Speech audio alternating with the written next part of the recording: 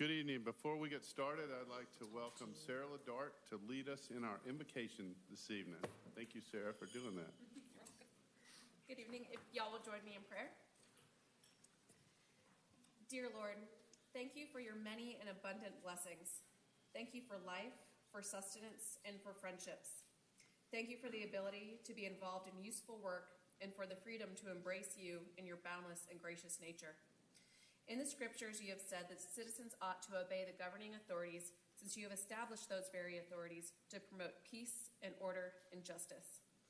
Therefore, I pray for our mayor, for the various levels of city council, and in particular for this assembled council. We ask that you would graciously grant them confidence in their knowledge of what is good and fitting. I pray for the agenda set before them this evening. Please give an assurance of what would please you and what would benefit those who choose to make Milton their home. It is in your name we pray. Amen. Amen. Thank you very much. Okay, I'd like to call the regular meeting of the Milton City Council for Monday, March 19th, 2018 to order. And I'd like to ask our city clerk to please call the roll and make general announcements. Good evening, Mayor and Council. I'll be happy to call a roll for the March 19th, 2018 regular meeting. I would like to remind those in attendance to please silence all cell phones at this time.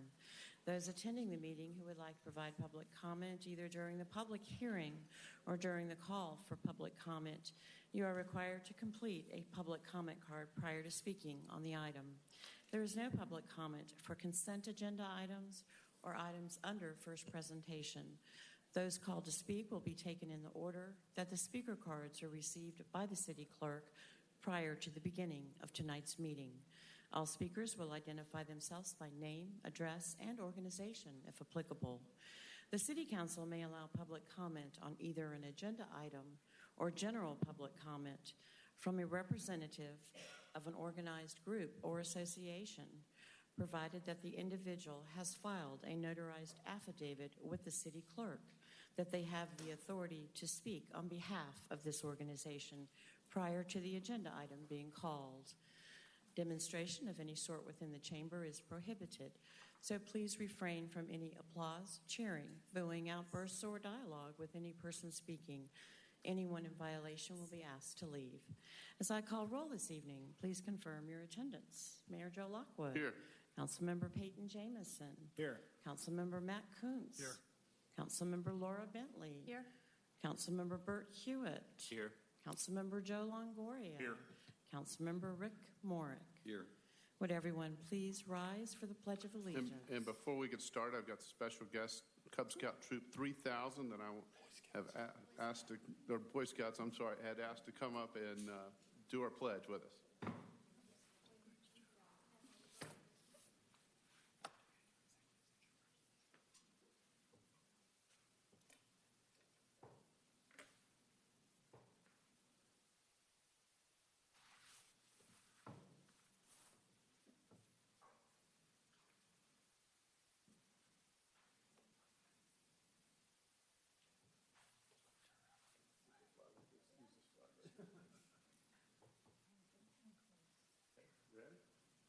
Pledge allegiance to the flag of the United States of America and to the republic for which it stands, one nation, under God, indivisible, with liberty and justice for all. And before you guys, thank you for being up here, but before you guys leave, if you'd like to stand up here and we could maybe get some pictures, some scout leaders could get some pictures. So you guys front here. Come on in the front.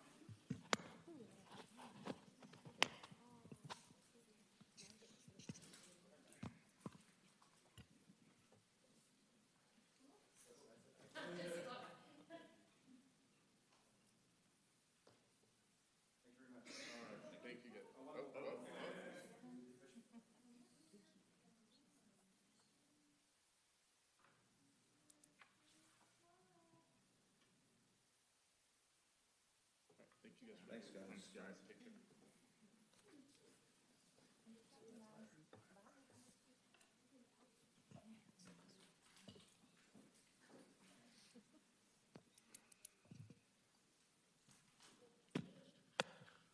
All right, I want to welcome everybody here tonight. And Sudi, if you would please call the first item. Our first item this evening is the approval of the meeting agenda. Agenda item number 18091. Okay. Does staff have anything or council on the agenda? Do we need an executive session? Yes. We do? Okay. All right. I would like to recommend that we add an executive session to discuss land acquisition this evening. Anything else? If not, I'll open up for a motion on the approval of the agenda. Mayor, I move that we approve the agenda with the addition of an executive session. Second. Okay, I have a motion by Councilmember Longoria, second from Councilmember Morig for approval of the agenda, the meeting agenda with the addition of executive session to discuss land acquisition. All in favor, please say aye. Aye. That's unanimous, Sudi.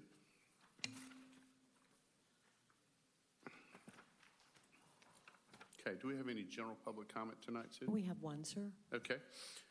The next item we have tonight is public comment. And public comment is a time for citizens to share information with the mayor and city council and to provide input and opinions on any matter that is not scheduled for its own hearing during tonight's meeting. There's no discussion on items on the consent agenda or first presentation from the public or from council. Each citizen who chooses to participate in public comment must complete a comment card and submit it to our city clerk. Please remember this is not a time to engage the mayor or council members in discussion. And when your name is called, please come forward, and if you would, speak into the microphone stating your name and address for the record, and you'll have 5 minutes for remarks. So, Sudi, if you would please call the first public comment speaker. Our public comment this evening comes from Robin Frickton.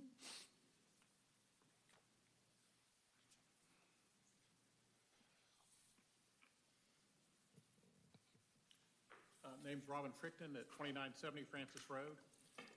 Mr. Mayor and council members, not a complaint. Just kudos to your staff and for Kathy. They answer all my questions pretty quickly. And I do appreciate it being a taxpayer and as busy as they are, but I just want to say kudos for your staff and everything they've done for us.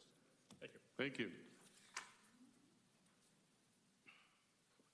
Okay, we'll move on to the consent agenda. Sudi, if you'll please sound that item.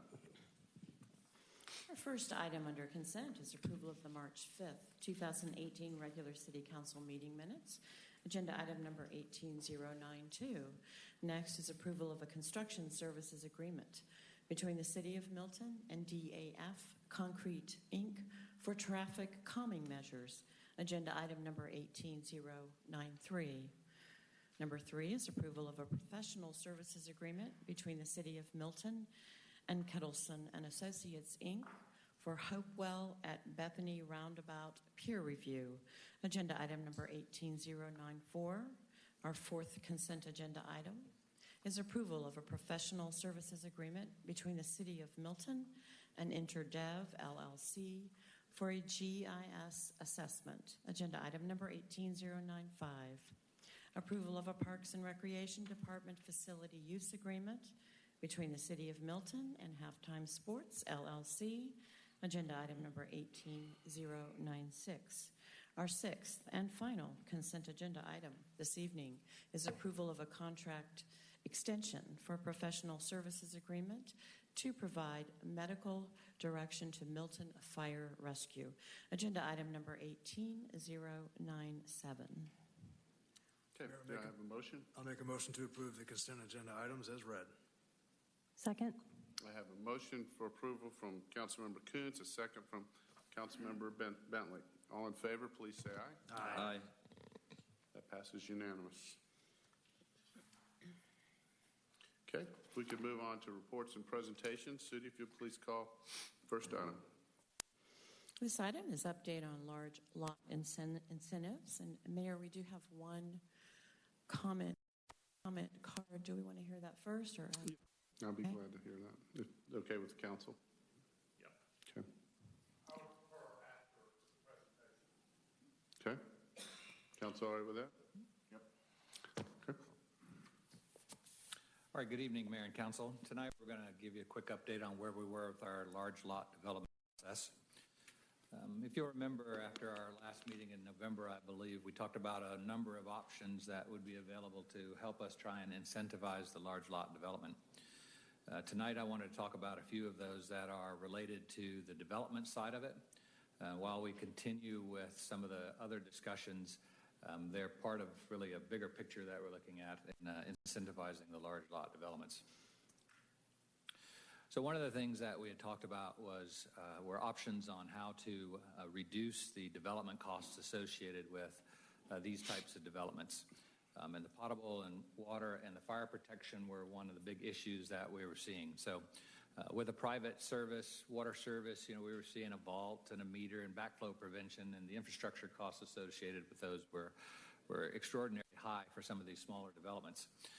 We were also running into the coordination with the fire department and the International Fire Code requirements and how we dealt with those as far as getting not only access to the properties, but to make sure that we had adequate water and fire protection when they got there. And so one of the things we talked about was the number of lots associated with it. Let me back up just a second to remind us that when we're talking about large lots, in this context, we're talking about lots that are 3 acres or larger. And so when we started looking at the fire protection rules, remember that 3 lots or more required some sort of fire protection or source of water. So that source of water could be a lake on the property. It could be actual potable water that's brought back onto the property. And there's a lot of expense associated with that. The current code requires that water source be within 600 feet of any of the structures on the property. And looking at that, we have an opportunity here to modify Chapter 22 to change that requirement, to extend that slightly from 600 to 800 feet. The chief and the fire marshal have looked at that, and they've looked at our capabilities, and they feel that extending that out to 800 feet is still well within their capabilities to provide adequate protection. So that will give some help and relief to the development end of it when we start looking at where the homes on the properties are actually situated. The other issue associated with it was the actual water source. And so where we don't have some sort of natural source, whether it be a lake or creek, something on the property, extending the infrastructure down to those locations is really the only way to do that under our current equipment configuration. In talking to Fulton County, what they have agreed to do is to accept the infrastructure, if built to their standards, as a public water supply. So even when we're talking 2 to 3 lots, they'll accept the infrastructure as a public water supply, which eliminates the need for the meter, the vault, the backflow prevention. So there is some cost associated with that. You'd be bringing an 8-inch line in to serve those, but you'll get your water source as well as adequate water for the properties. So when we look at those larger lines with smaller lots, we generally have some problems with chlorine levels in there. So that system would be set up with an automatic flushing valve that would at least keep a fresh flow of water in that system. So both of those go a long way to helping with infrastructure costs associated with the smaller number of lots that we're seeing quite frequently on the larger lot developments. The other thing we were talking about was the actual infrastructure construction. So the road, paving, curb and gutter, grading associated with getting access to the properties. One of the things that we found in this process is that our current code allows for a driveway to serve 1 to 3 lots. However, the fire code only allows a driveway to serve 2 lots or less. So we've got a 1-lot differential that we need to resolve here. And when we talk about a driveway, what we're talking about is a access that is not really developed to any current city design standards. So you have your public road standards that talks about width and cross-section thickness, how much pavement we have out there, horizontal, vertical curves, those types of things. A driveway really doesn't have those types of standards. And so what we're proposing to do in this is to, 1, rectify our differential between the 3 and the 2 lot. And so the current driveway standard would be to serve 2 lots only. What we would then do is we would allow up to 5 lots if all 5 of those lots more than 3 acres. And that would be served by what at this point is being termed as a modified driveway standard. So it's going to be a driveway that meets the fire department access requirements. And so typically that's going to be, it can support a vehicle up to 75,000 pounds, has a width of 20 to 26 feet, depending on the fire marshal's requirements and site-specific conditions. And it has some turnaround capability at the end. Other than that, I don't believe at this point that this modified driveway standard will have any other further design standards associated with it. So you'll end up with a typical driveway that has no standards, a modified driveway that has some standards to make sure that we can get adequate life safety protection to the properties. And then the next step up would be our full roadway design standards. So it offers a medium in there that satisfies our access requirements, but still doesn't get you into the cost associated with the construction of a full road.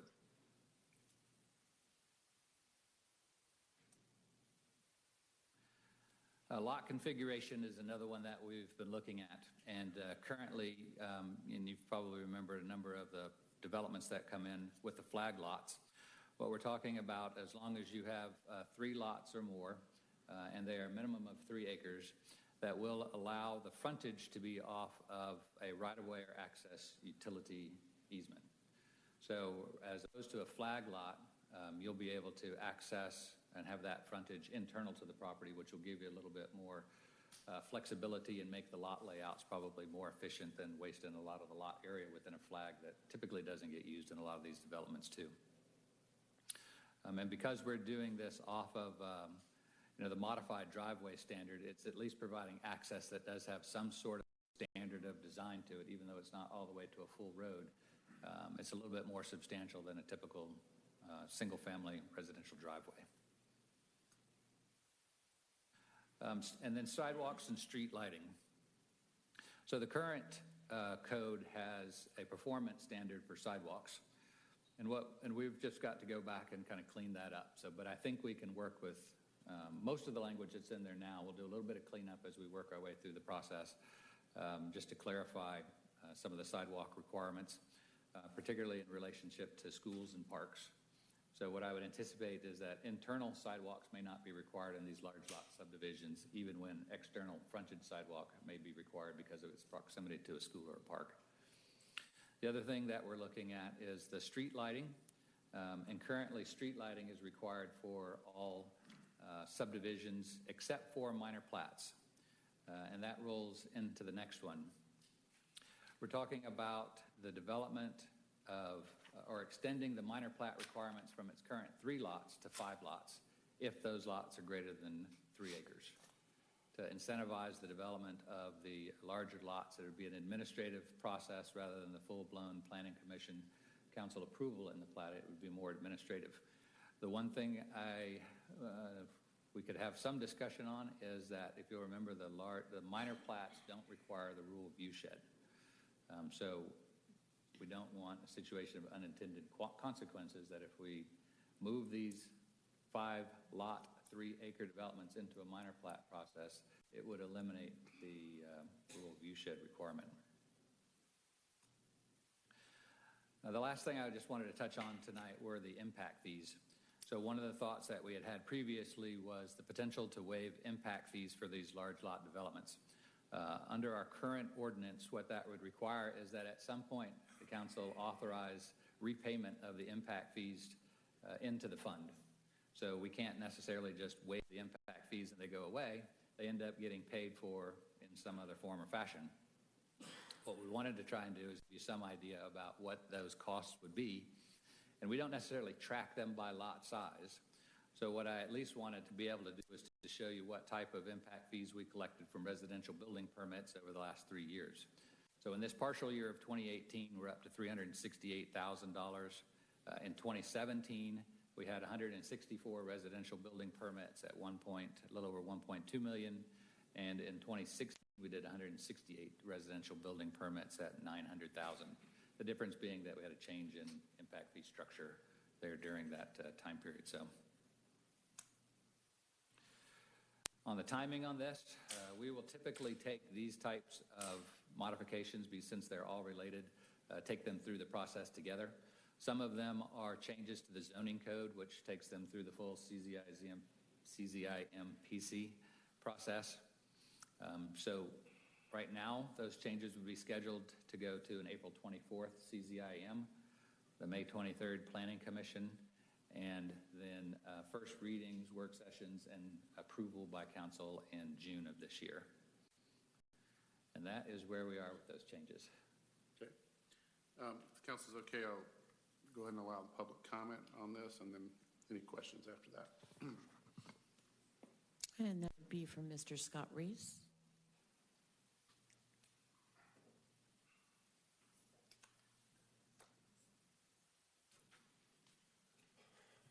Mr. Mayor, members of council, I'm Scott Reese with Brumlow Reese and Associates, doing business at 13685 Highway 9, Milton, Georgia 30004. I was very heartened to hear the presentation, to see that some progress is being made. In my humble opinion, this is probably the most important endeavor you guys will undertake if your goal is to preserve the last vestiges of what was Milton. If there are not incentives that allow property owners to market their property to someone other than a developer that is going to create 1 acre lots, then the law of economics is they're going to sell and they're going to be 1 acre lots. The ability to market a piece of property is based upon infrastructure costs or the end yield. The only thing really that I could add until we get further in is I would love to see where you have now increasing from 3 to 5 for 3 acre lots. I would love to see the cap on 5 acre or 10 acre lots that thus created, that number go from 5 to, in a perfect world, the more tenant, I would make it unlimited. If anyone comes in the city and says, I want to develop 10 acre lots, then I think it behooves the staff and council to pave the way for them to create 10 acre lots. Whether they create a horse farm out of it or if they leave it wooded or however the case may be. That's like the rural view shed. I mean, I understand that, but if we're getting 3 and 4 and 5 acre lots and there's a 60-foot front building line, then I'm really not concerned. What can they do? They can't put a structure in there. So I'm sure it'll be addressed more, but that's not a real problem for me.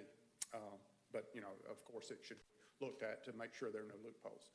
That being said, I just want to reiterate that if you do want to have something besides the ability to just build 1 acre lots, we really need to find a way to incentivize carrot versus the stick, a way to give a property owner a way. I'm diligently trying to do my property on Thompson Road into large lots, but all the help that I could get would be appreciated. Thank you so much.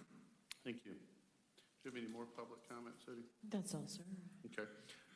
First off, and I'll open up to questions, thank you, Carter, for doing this. And just so the public understands and being very realistic, the reality is some of these incentives may not be, I don't think they can be. I don't think the city can afford to give the incentives that would totally eliminate development. But what this is intended to do, and what we were seeing, where people would look at possibly, just like the public speaker said, they may have a piece of land and they may want to divide it in 2 lots, 3 lots, or have a larger lot.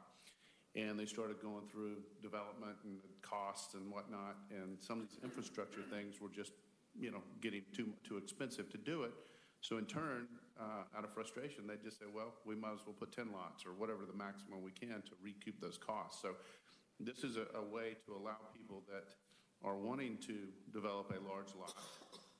It's a way to incentivize them or reward them for doing that. So I appreciate everything staff's done, because again, my philosophy and thoughts were when we first started talking about it, gosh, if if somebody can put 10 lots on a piece of property, but they're willing to put 2 lots on there, we need to, as you may have said, pave the way for them, but do anything we can to help them along. So I'll open up to the council. Anybody? Stop, Matt. Yeah, I like where you're going on all of that. I think this is a step in the direction. And obviously, there's other ways to do it too. And Steve and I talked briefly before this meeting about another idea I'd like for staff to entertain also. We have our TDR program, right? And obviously we have a commercial developer who wants to buy in to get a TDR from someone else. I was thinking about this, and we have, I think, 4 horse farms up in the northern part of our city that's for sale right now.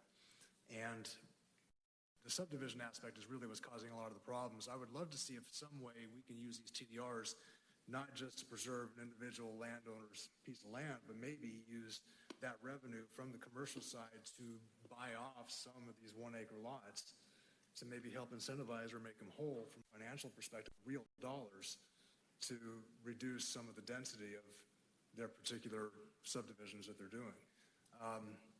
It's an idea that can come out, but I thought that was a TDR idea that actually can use actual revenue in a creative way that's not necessarily based on taxpayer dollars, but might be able to have some sway with what we're doing and trying to preserve some of the land that we have out there. We can use that land, and once we buy it, to put into a conservation easement or something like that. But obviously, with real dollars, we might be able to do what we're talking about here, which is make sure that we incentivize the preservation of land. So just an idea to put forth to you guys. I know, Steve, you were kind of going down some of those ideas already, so you're a step ahead of me, I think. I mean, at the end of the day, Carter and I have been meeting with experts in the field that don't necessarily do business in the city of Milton. We're looking for the most objective information we could possibly get. And at the end of the day, these incentives are great for those that would have been, for some reason, predispositioned to build on larger lots. It removes some of the hurdles and allows them to build. But what it won't do is those that are not predispositioned for some manner, whether their clientele isn't looking for 3-acre lots or someone's coming just looking to build, this doesn't bridge the gap between what they would have received at the highest yield of the property and what they will get. Ultimately, what you're talking about, and we believe TD may be the vehicle to get there, is to be able to make the original seller of the property whole, the horse farm. If they've made the determination they want to sell the property, we're going to have to find a way to make them whole, or the developer whole, depending on who's going to incur the loss as a result of the larger acre development. Without boring you with the facts, we've been able to tell through research that lots don't go up in a linear manner with the size of the property. So therefore, the premium, people aren't willing to pay the premium for the extra lots. And again, like I said, unless they're predispositioned to purchase a lot like that. So what we need to do as a city is continue our strategy. And what Carter was working on today was some of the lower hanging fruit that we can make easy changes on. From a strategic standpoint, what we're going to need to do as a city is we're going to need to be able to bridge the gap, the value to the original seller of the property. And one of the most promising ways we believe is going to be through the TDRs. And obviously there's a lot of ways to be able to use TDRs to fill that gap. We're working with a group right now to be able to create the TDR bank. There's a few different methods to that. What we're going to be pushing for and proposing, hopefully, is a method that's going to increase the demand for these TDRs without necessarily increasing densities outside of where they're already the receiving areas of where they're going to go. And we're exploring those opportunities, because if we can increase the demand and hopefully create an equilibrium there, so demand meets supply and vice versa, we could create a self-sustaining system where those larger lots are incentivized and the original seller is whole. So when Carter said we're working on a few other things, that's what we're working on. Okay. Anybody else? Again, part of this, and I could just share with you guys my frustration when we'd have somebody that came in and actually Mr. Reese knows too, being in that situation, have a client that comes in and says, hey, I've got this 8 acres and I want to do a lot. And all of a sudden they go through, curb and gutter in and a fire line and this and that, it's going to cost X number of dollars. Well, that doesn't make sense. We'll just divide it in 4 lots or something. So, this is a good path to at least get a start. So a good start there. And good idea, Matt. Okay, anything else? Thank you, Carter. Okay, we don't have any items under our first presentation or public hearing, so we'll move on to our zoning agenda. Sudi, if you'll read the rules and sound the first item. At the second regularly scheduled meeting of the month, the mayor and city council consider a zoning agenda. These items include rezoning petitions, modifications of zoning, use permits, and associated concurrent variances, in addition to ordinances, resolutions, and text amendments. I would like to acquaint you with some of the rules and procedures for this meeting. The applicant and all those speaking in support of an application will be allowed a total of 10 minutes to present the petition. The opposition will also be allowed a total of 10 minutes to present its position. If time remains, the opposition will be allowed to rebut. The applicant may choose to save some of the time for rebuttal following the presentation by the opposition. Since the burden of proof is upon the applicant will be allowed to make closing remarks, provided time remains with the allotted time. Those called to speak will be taken in the order that the speaker cards are received by the city clerk prior to the beginning of tonight's meeting. All speakers will identify themselves by name, address, and organization, if applicable, before beginning their presentation. The Planning Commission has heard the rezoning agenda items, and their recommendations have been forwarded to the mayor and the city council for consideration and disposition. The applicant shall not submit material to the council during this meeting unless requested to do so. All material that you wish to be reviewed by the council in consideration of your application should have been submitted to the Community Development Department and is included in the normal distribution of packages to the council. When an opponent of a rezoning action has made within 2 years immediately preceding the filing of the rezoning action being opposed, campaign contributions aggregating $250 or more to a local government official of the local government which will consider this application, it is the duty of the opponent to file a disclosure with the governing authority of the respective local government at least 5 days prior to the Planning Commission meeting. A violation of relevant state statute constitutes a misdemeanor. Therefore, if you have contributed $250 or more to a council member and you have not filed a disclosure prior to the Planning Commission meeting, the city attorney strongly suggests that you have someone else speak for your point of view. Our first zoning item this evening is consideration of RZ 18-01 2915 Webb Road to rezone from T4 open to T5 to develop a 5,170 square foot self-storage facility on 3.339 acres by Piedmont Atlantic Capital LLC, agenda item for 18080. First presentation was at the March 5th council meeting. Ms. Kathy Field. Okay, and I'd like to, before Kathy speaks on this, and I've spoken with the city attorney, my company has actually, this applicant has had proposed on projects in the past years, had never done any business with the applicant, but had made proposals on bids. So out of an abundance of caution, I'm going to recuse myself and ask Councilmember Mayor Pro Tem Longoria to take over. Step aside.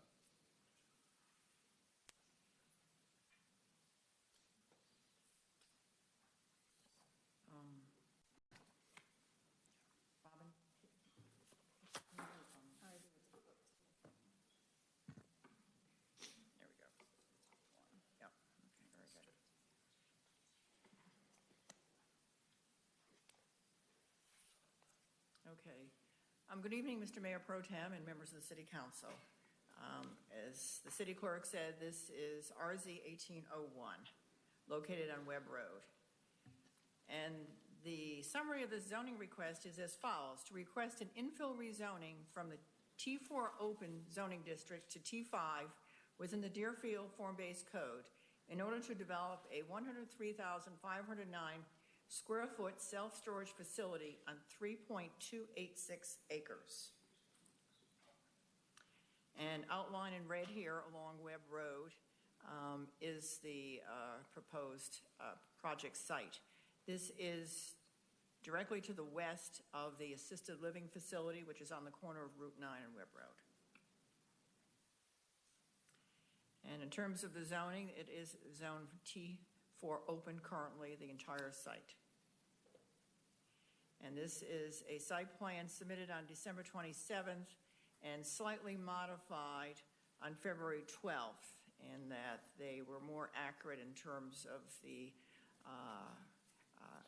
elevation drawings here of the building, as well as that the stream, based on our revised survey, was moved a little further to the west. And so these revisions are shown on this plan. The subject site contains 3.286 acres developed with an office converted from a single-family residence. There is also a stream that runs north to south along the western portion of the site. It is located on the south side of Webb Road, west of Brickmont Assisted Living Facility. The site is located within the T4 open designation of the City of Milton 2035 Comprehensive Plan Map adopted on October 17, 2016. Based on the applicant's revised site plan submitted to the Community Development Department on February 12th, the site plan meets the development standards for the T5 Transect Zone, except for the density, which is discussed below. Transfer of development rights. The applicant is requesting to rezone from T4 open to T5. Below is a chart comparing the by right and additional transfer of development rights that are allowed for each transect zone. And you can see in this chart what's allowed into T4 open, including what's allowed by right, which is the 5 units, as well as the additional TDRs, which is 4 units. And so T4 open would allow a total of 66,541 square feet of space in a 3-story building. The applicant is asking to move into the T5 zone, and you can see what the difference is, that by right, 9 units are allowed, an additional 5 units of TDR, for a maximum square footage of 103,509 square feet within a 4-story building. And that essentially is what the applicant is, would propose to build. The applicant has been working closely with the city architect to design the building to be in keeping with the Deerfield Form-Based Code, as well as with surrounding developments. And the proposed building is shown as follows. And you can see that working with the city architect, they've broken down the elevations of the building so that it looks almost like a townhouse development. It's got some verticality to it, I guess, if I can speak for our architect. In terms of the environmental site analysis, the environmental site analysis report is sufficient and satisfies the requirement of Section 64-2126. In terms of arborist comments, based on, and we're using the old tree ordinance because this came in pre the new one, tree density is met from the undeveloped portion of the site. However, a specimen recompense will be required. The fire marshal has reviewed the plan and it meets the fire requirements.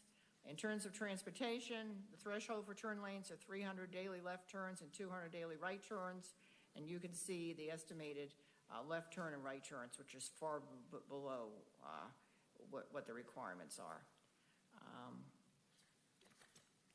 There was a community zoning information meeting held on January 23rd, 2018. The applicant's representative was present, and it was held at Milton City Hall. There were approximately 4 people in attendance at the meeting. They were concerned about the density of the development and impact on nearby residential subdivisions.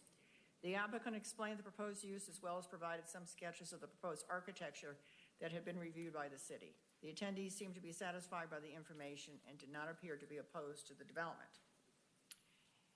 Then there was also a public participation meeting that was held on February 13th at the Bethwell Community Center. The applicant and his attorney were present. There was 1 person in attendance that lived in a nearby residential development. Issues that were discussed including traffic, light pollution, architecture, and land use. The applicant explained that there would be an average of no more than 4 tenants at a time on the property. Lighting would be in compliance with the city code. The design of the building was worked on in conjunction with the city architect, and the proposed use was already permitted for this property. The Design Review Board performed a courtesy review on February 6th, And their comments were that they felt the building design was fine, that they wanted the applicant to be mindful of signage, and that felt the proposed height of the 4 stories was in character with the adjacent buildings. Planning Commission reviewed this application on February 28th, and they approved the application. They also recommended that that a 4-board equestrian-style fence along Webb Road, or was approved by the architect, be considered. Staff has analyzed the standards of review for a rezoning, and the details of which are included within the staff report, and this application does meet all the standards of review. Therefore, it is staff's recommendation that RZ 1801 be approved conditional from T4 open to T5 based on the fact that there is a T5 directly to the south and east, to the south and east, and the stream buffer provides transition to the T4 open to the west. In addition, the proposed architecture is consistent with the size and scale of nearby and adjacent developments. If this petition is approved by the Mayor and City Council, it should be approved for a T5 transit zone conditional, subject to the owner's agreement to the following enumerated conditions. Where these conditions conflict with the stipulations and offerings contained in the letter of intent, these conditions shall supersede unless specifically stipulated by the Mayor and City Council. 1, to the owner's agreement to restrict the use of the property as follows. 2, a self-storage facility. B, no more than 103,509 square feet at a maximum density of 14 units per acre, whichever is less, based on the total acreage zoned. Approved unit totals are not guaranteed. The developer is responsible through site engineering to demonstrate that the use within the approved development meet or exceed all the development standards, City of Milton. To the owner's agreement to abide by the following, to the revised site plan received by the Community Development Department on February 12, 2018. Said site plan is conceptual only. To the owner's agreement to the following site development considerations. A, architecture shall be consistent of similar design with elevation A below and approved by the City of Milton Design Review Board. To the owner's agreement to abide by the following requirements, dedication, and improvements. A, all necessary right-of-way and easements for the proposed future construction of the Milton Trail along the entire property frontage of Webb Road, or construct the 10-foot wide concrete trail as part of the development. B, all necessary right-of-way and easements for future construction of turn lanes. C, provide median in place of gore areas created by left turn lane on Webb Road. D, building or structure shall be no closer than 50 feet from the center line of Webb Road. To the owner's agreement to abide by the following. To a stormwater management concept plan to be submitted and approved by the Milton Department of Public Works. And that is my presentation, Mr. Mayor Pro Tem. All right. Do we have any questions? Yep. I noticed that in your presentation and then the item as it's on our agenda has just a little bit of discrepancy. The 105,170 square feet versus 103,509, and the site area 3.339 versus 3.286. Yeah, Yes, and Robin will address that. Yeah.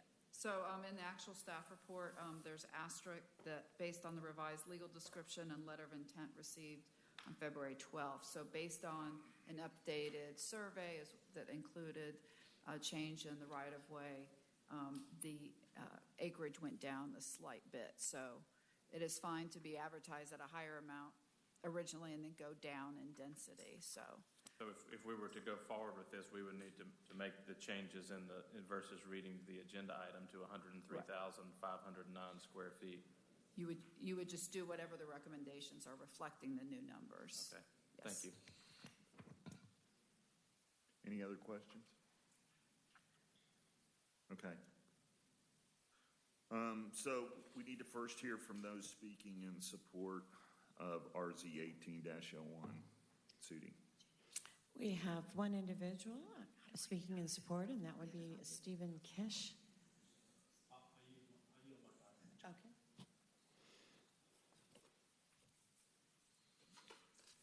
And in opposition, we have more cards coming in.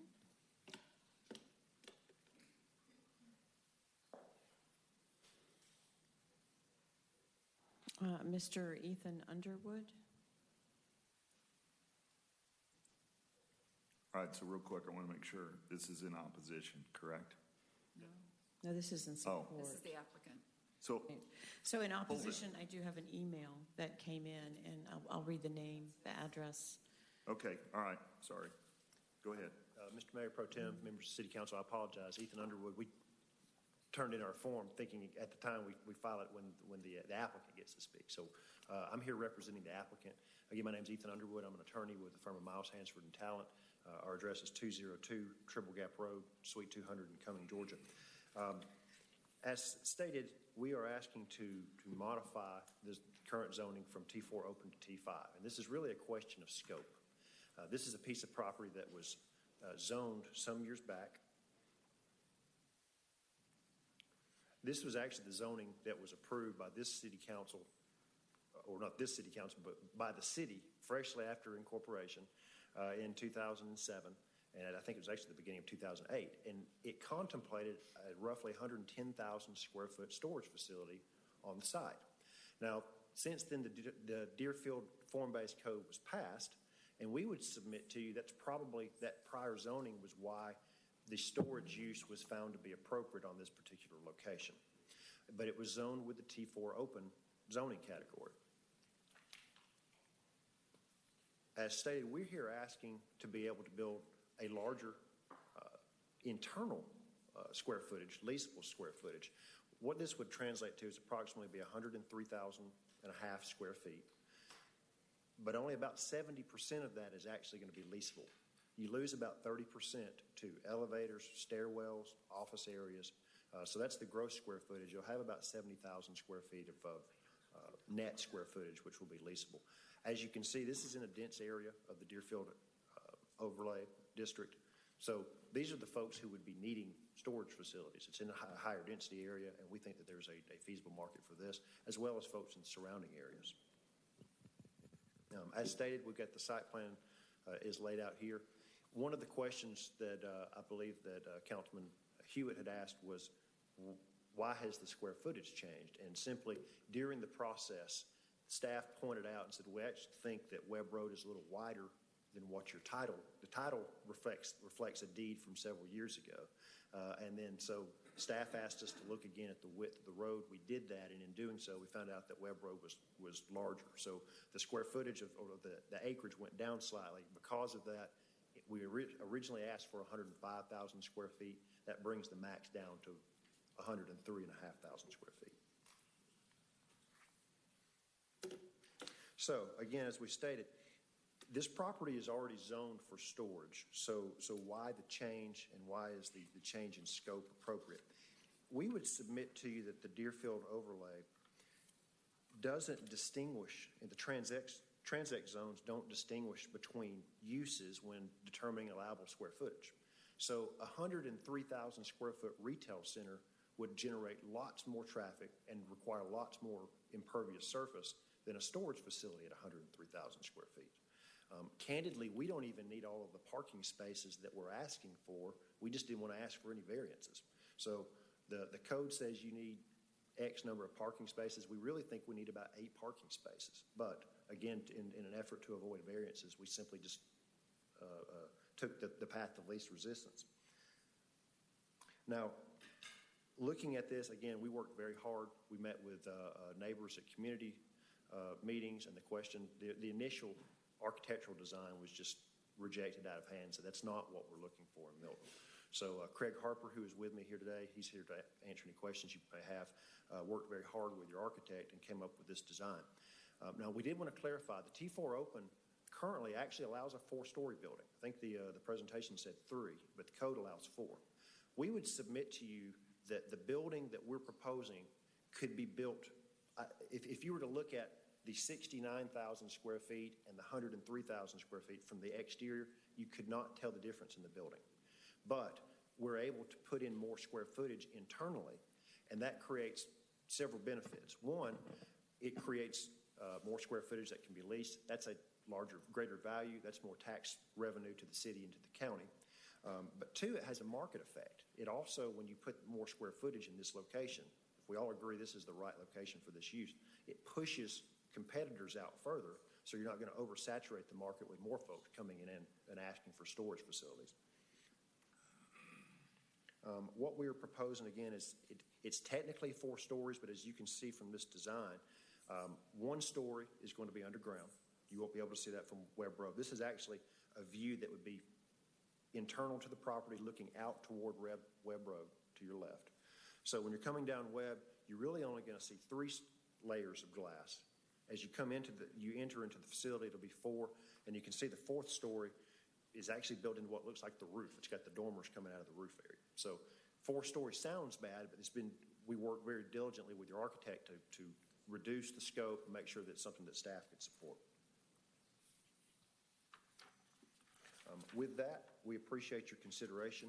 We're agreeable to the conditions that were recommended by Planning Commission, and we'll reserve the remainder of our time for any questions or comments or rebuttal. Thank you.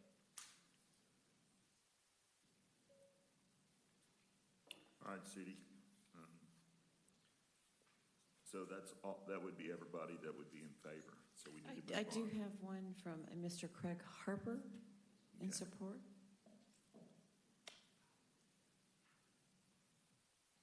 Yes, my name is Craig Harper. I'm the developer of Piedmont Atlantic Capital, live at 2135 Fairfax Drive in Alpharetta. And I'll just answer any questions. I have a question. Go ahead. Mr. Harper, where do you anticipate your customers for this storage facility coming from? Generally in storage, about 85% of your customer base will come from a 3-mile radius around your facility. That will vary a little bit by traffic patterns, but typically within a 3-mile radius of this facility. And the demand for this facility, you feel that this will fulfill the demand in this area, this size facility? Well, yes, and the thing about the size is the smaller size on this site is not a viable project. That's why we're asking for this.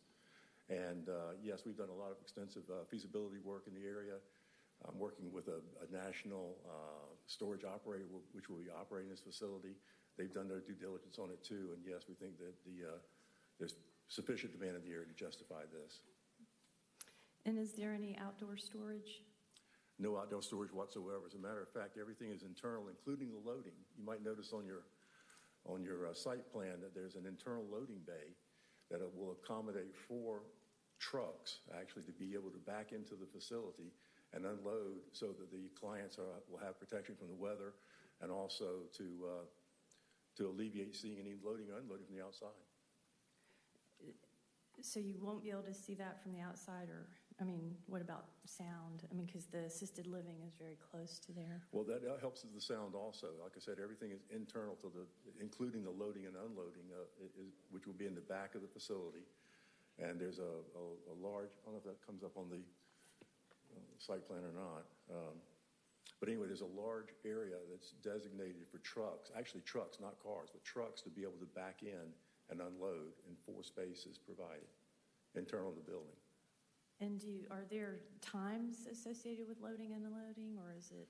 Well, the hours of limited? operation, Monday through Friday, are 9:30 to 6 for the office hours, and on Saturday, I believe it's from 10 till 5, and Sunday, I think, is, I believe it's 12 till 3, or it might be 10 till 3, excuse me. But the gate hours are something different, and they'll be open, which will allow access into the building from 6 a.m. till 10 p.m. But again, keep in mind that everything is in the back and also internal to the building. I didn't see any signage on your renderings. Can you tell me about what you have in mind? Well, we've been working with the city architect on that, and he suggested we use something that's called my language just went blank, that might be a vertical type sign that's on the building, a blade type sign that would fit on one of the corners or 2 of the corners of the building that would indicate it's a self-storage facility. Otherwise, we would probably put whatever signage is next to the glass area that's shown on here, that's shown with the shutters. We take one of those areas and put a sign there if we're not able to do the blade sign. Yeah. It's a very attractive building. I think the signage will make or break it. We have some examples in our city where, we might we would not like that replicated. So my only other comment is that that area of Webb Road is becoming more and more walkable. There's more residential uses, and that side of the road does not, where your property is very dark. There are no streetlights on the other side as well, and I'd like you to, I didn't see any lighting in your rendering either, so if that could be a consideration, I think it would add to your property and make it more safe. We'd be more than happy to work with the staff to accommodate that. Thank you. Any other questions?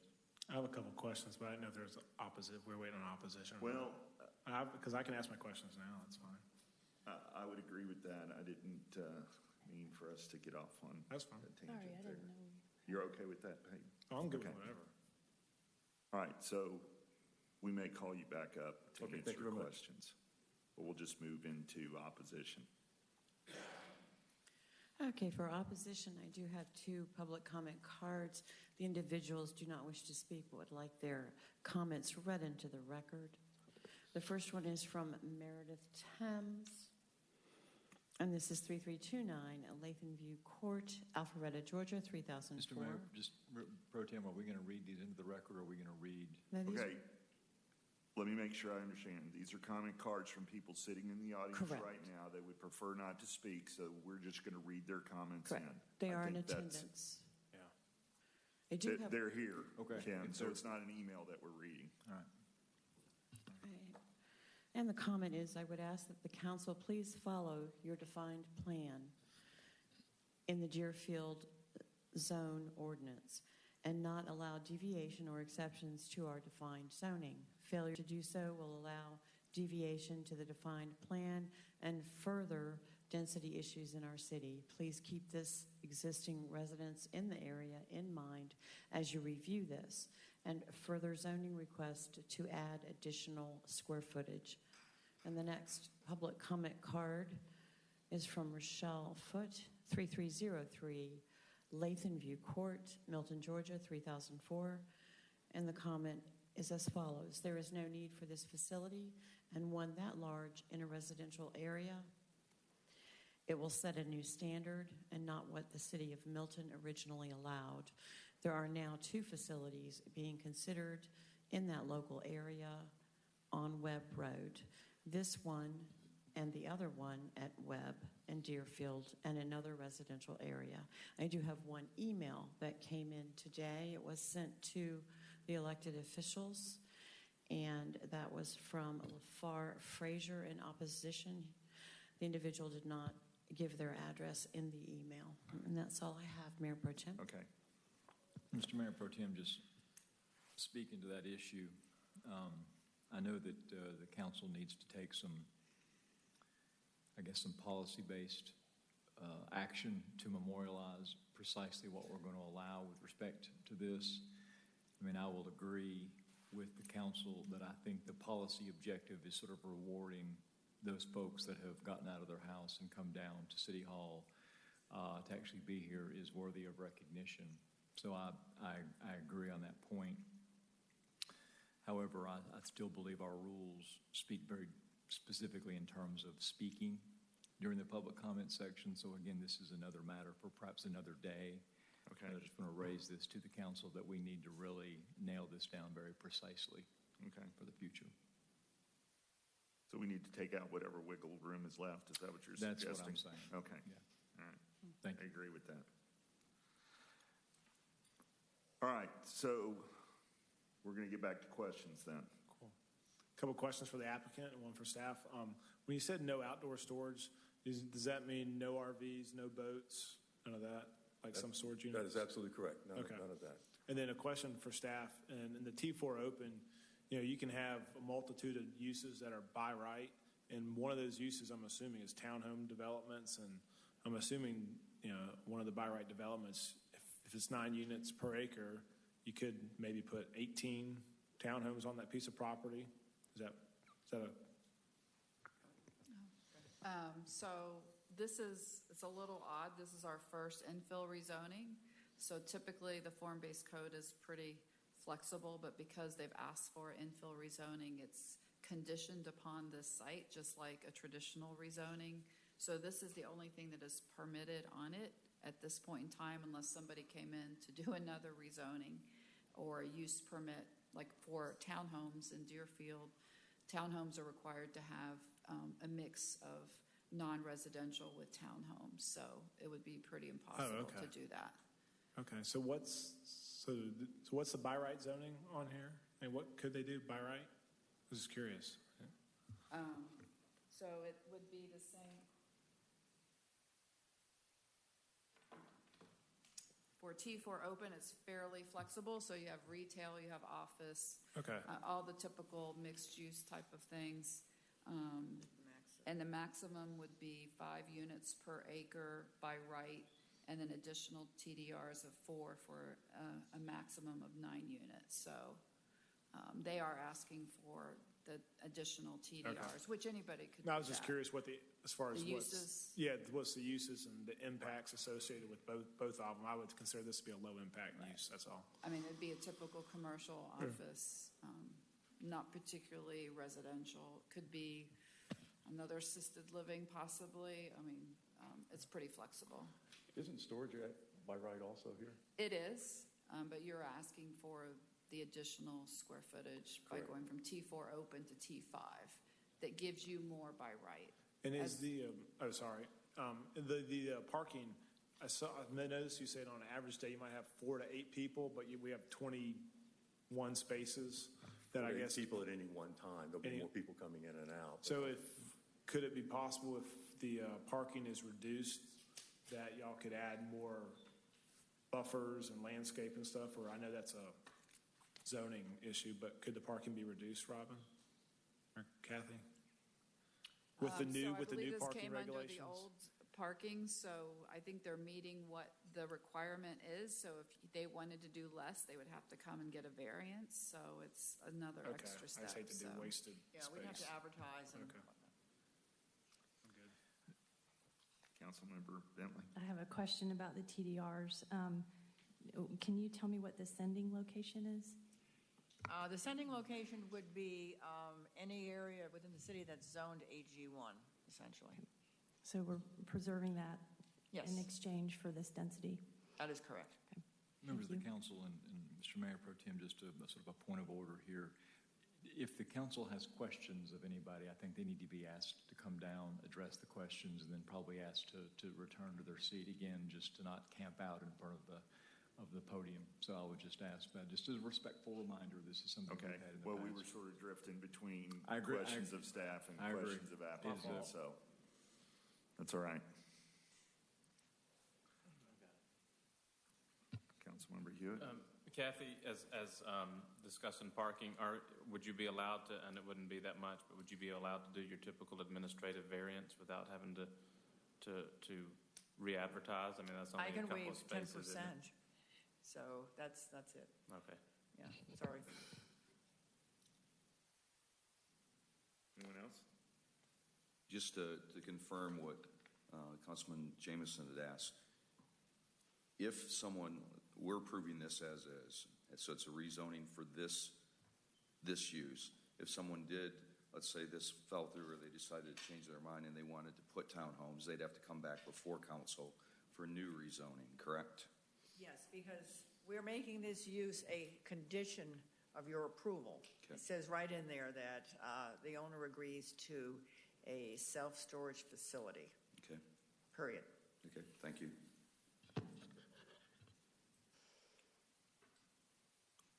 Any other questions? Any other questions of the applicant? Would somebody like to make you have a question of the applicant? Yeah, the applicant real quick. You don't have any issues with the staff's conditions as well for approval? They talked about one, obviously the use permit, but the other things they mentioned as well. Did you see anything in that? No, we're fine with that. I've had my civil engineer take a look at all those, and we're fine with everything so far. Thank you. And I do have a question while you're up. So are you willing to provide lighting for this area on Webb Road? Or is it planned for your parking area? Because I'm not, Well, the back parking area will be well lit because we want to make sure it's safe back there, certainly. And it'll be fenced also. But yes, we'd be willing to work with the staff and provide any type of lighting up front, street lights or that sort of thing that might enhance the area. yeah. Thank you. All right, we don't have any conditions, though, that stipulate any kind of lighting requirement other than whatever the standard is. If I might, Carter, if I might, wouldn't streetlights be required as part of this development plan?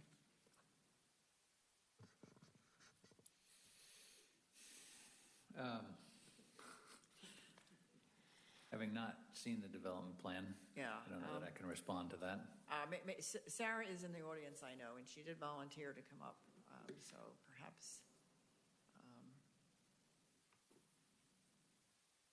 Sarah? Well, but as far as I know, there is certain lighting. We have a lighting code, and so there's lighting on the site that's required. It has to meet our code, and of course, it has to face down, so there's no bleeding out of the light. But then also in terms of the roadway, the street lights.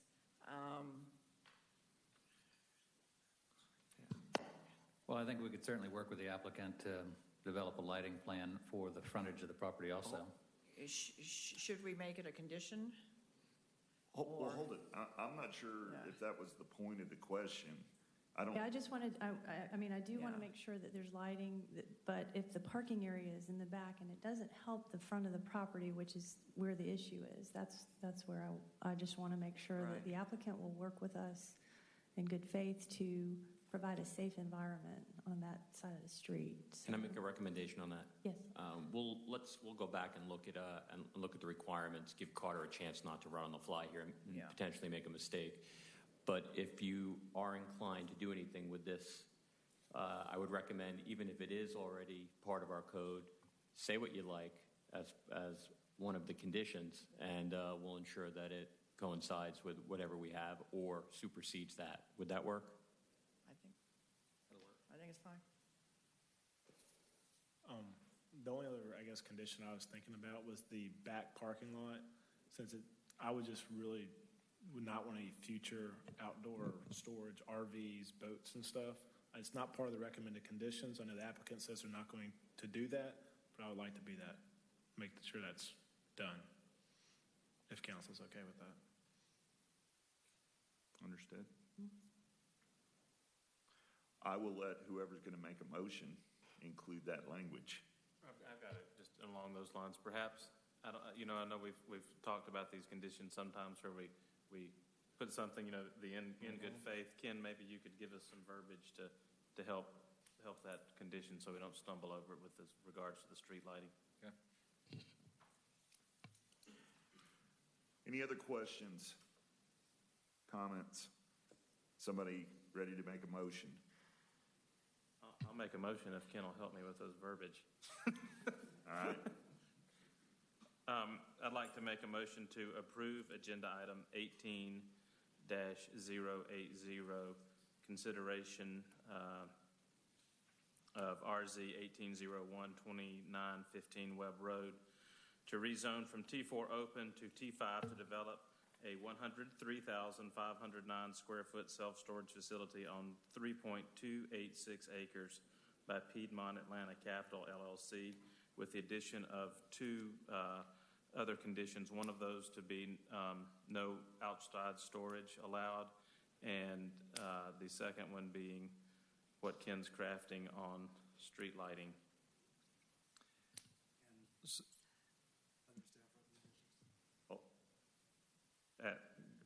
Go ahead, Ken. So the proposed condition I had in mind was the developer in the city of Milton, to include its architect, shall work together in good faith to implement a lighting plan that is acceptable to the architect and otherwise consistent with all applicable city codes. Correct. That as well as all other staff conditions in the packet.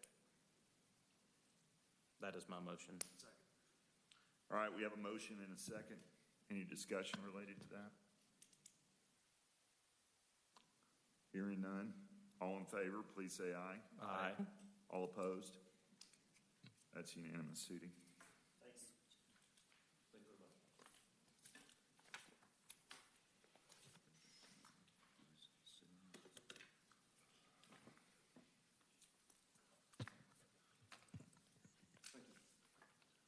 Okay, Ms. Sudi, moving on to our next zoning agenda. Will the city clerk please sound the item? Thank you, Joe, for filling in.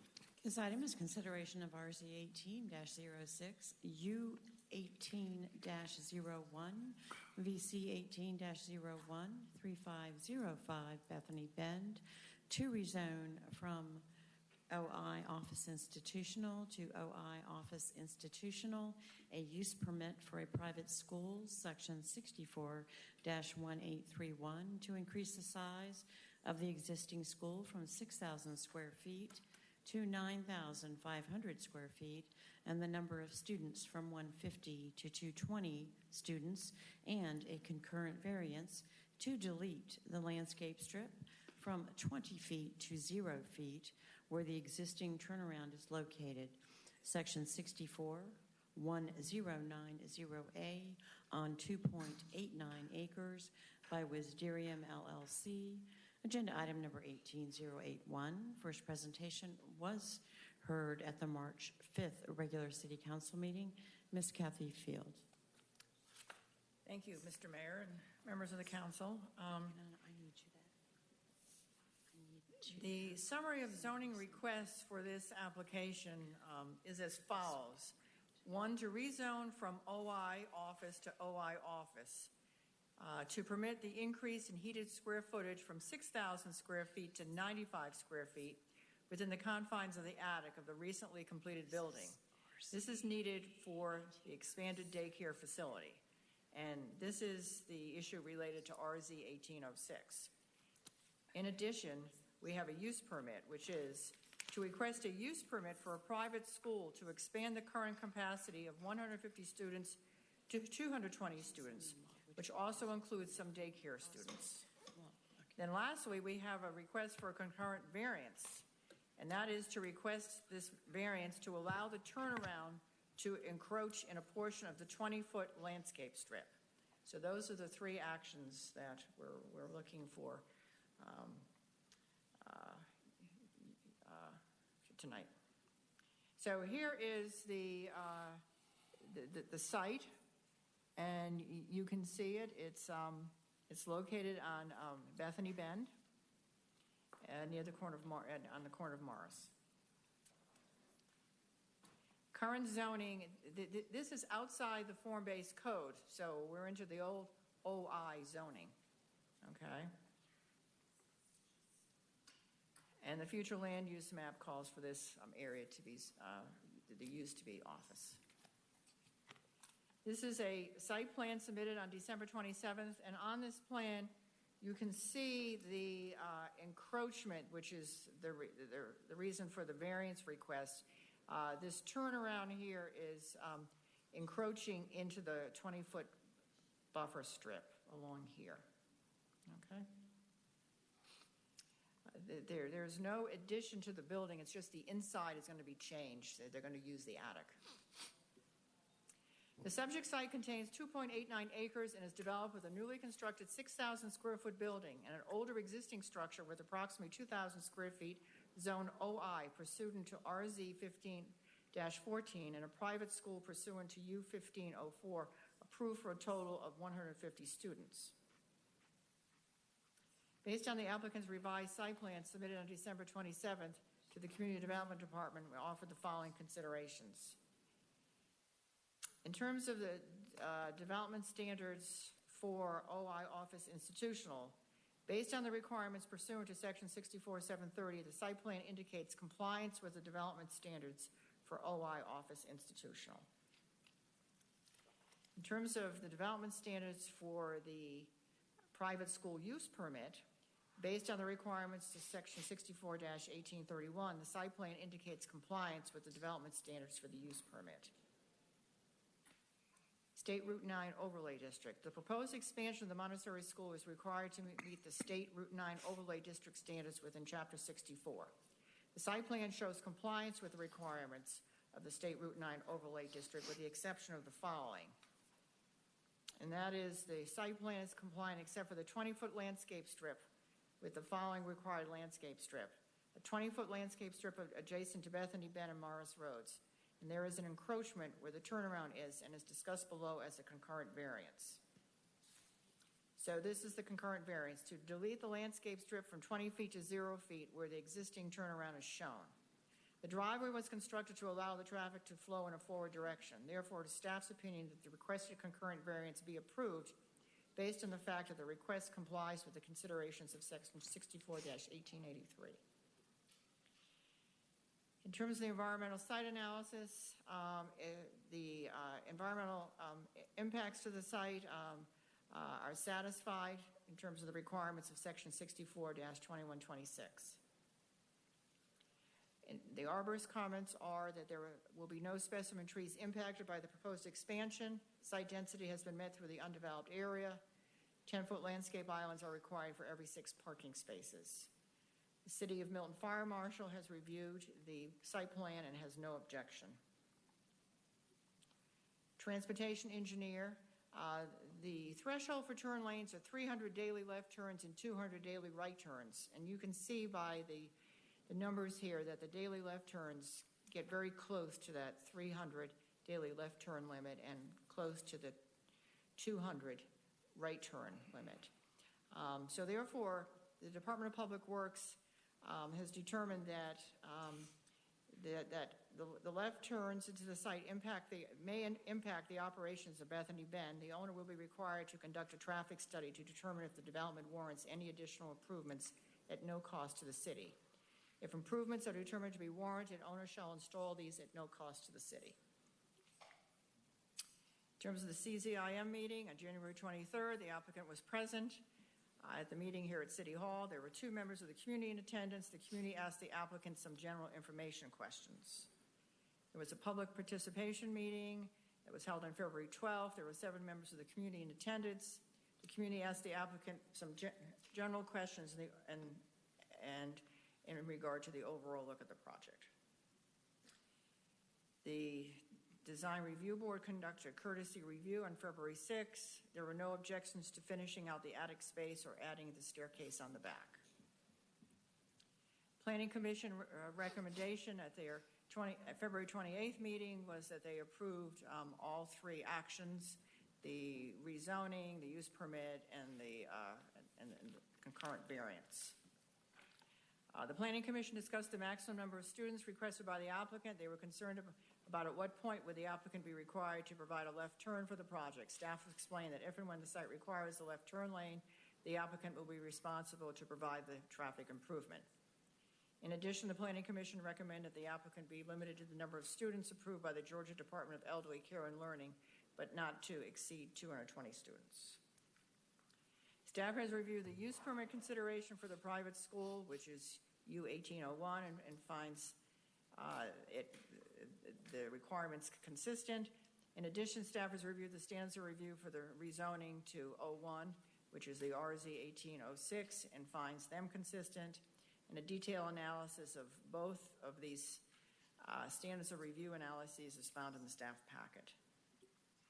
Conclusion: the proposed expansion of the school is consistent with the City of Milton Comprehensive Plan update recommendation of office use.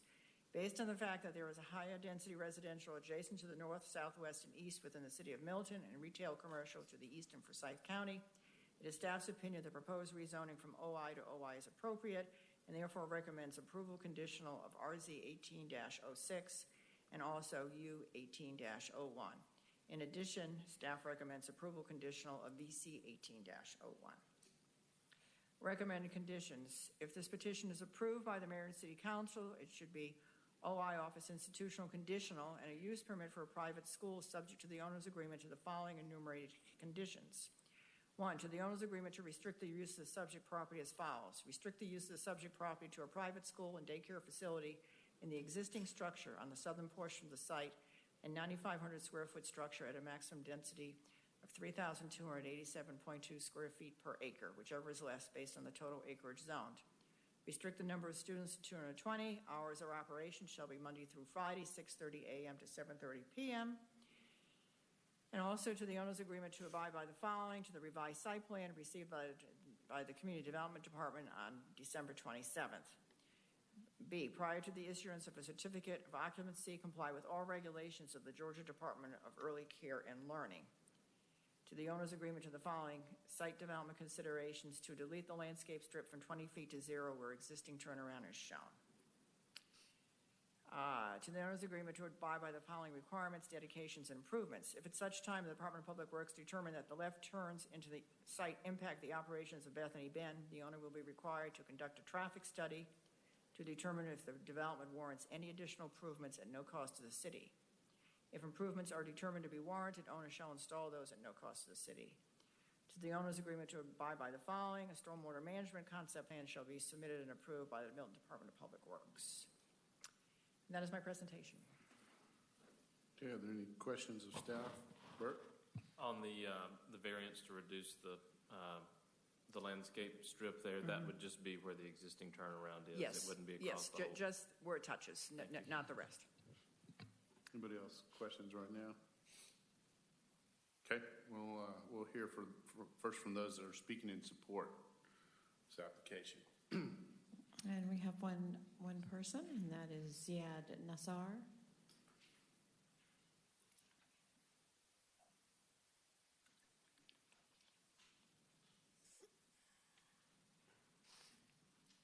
Good evening, Mayor and council men and women. Actually, I'm in support, but I'm part of the project, so briefly, just to explain, we're not changing much. The building is staying the same. The only thing added is a set of stairs on the back and a shed roof, which the design review board tended to feel the building was too bland on the back, so that actually improved the view of it. Other than that, if we're here to answer any questions regarding the project. So I guess if there's anybody else who wants to talk first, sure. Unless somebody has a question before that. Well, we'll go ahead with the speakers, and then we'll ask you to step back up with questions if there are any. Thank you. Sudhi, next speaker in support. That is it for support. Okay. Do you have any for opposition? I do have one email that was sent to the elected officials. It's from LaVar Fraser, who did not give the address in opposition. Okay. And that's all. Right. So no more public comment? That's all, sir. Then I'll close the hearing with comment and open up. Are there questions from the applicant or staff from council members? I've got just a general question. If you're expanding into the attic, I assume either the original design would support that, or you'll have to do alterations to make sure that for building code and safety, the attic will support additional load? Well, there will be a new floor put in on top of the ceiling joists. That was not put in because honestly, the assumption was maybe 5 years down the line we will get to this point. Luckily, they built up the student body fast enough, so there was no point in spending the money on the floor.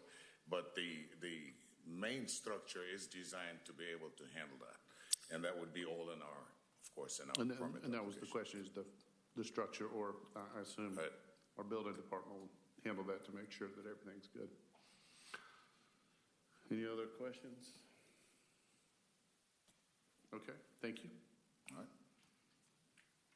No question of staff? None, I'll open up for a motion.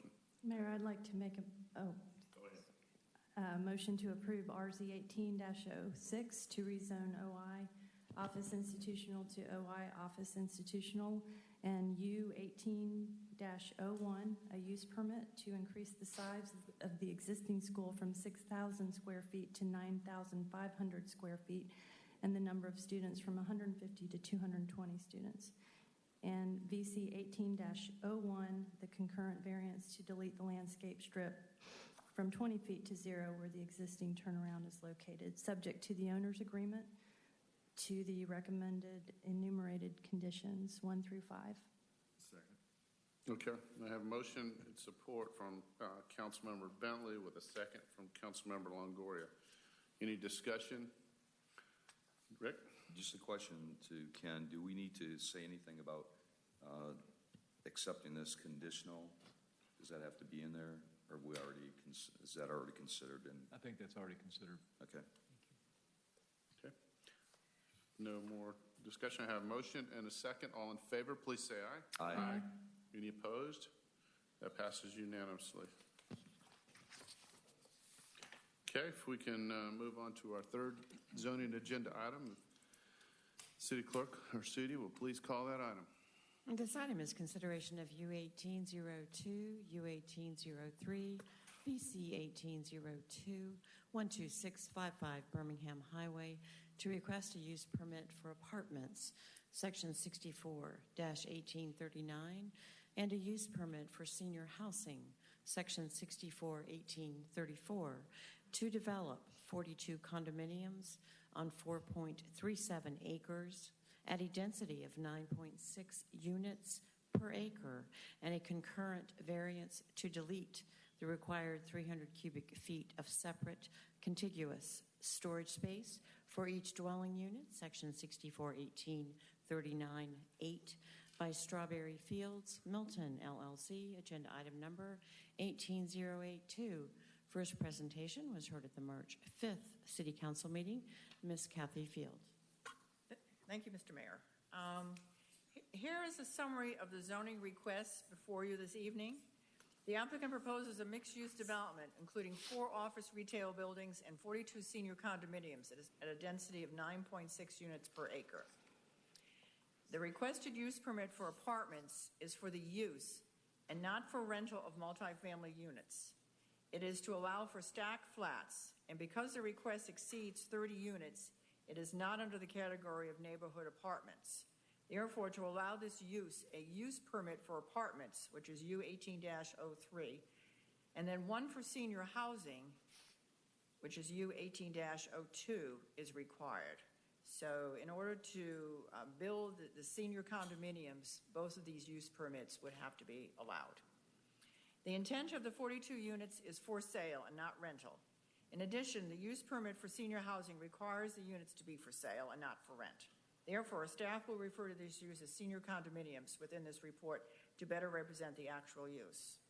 In addition, the applicant is requesting a concurrent variance, which is VC 1802, to delete the requirement for a minimum of 300 cubic feet of separate contiguous storage space for each unit. So here is the parcel. I think many of you are familiar with the Strawberry Fields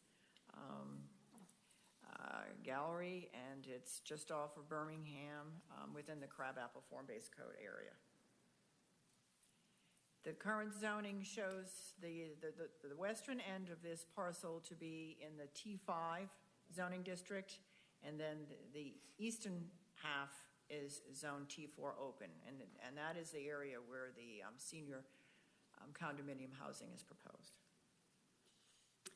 This is a site plan that shows the entire development.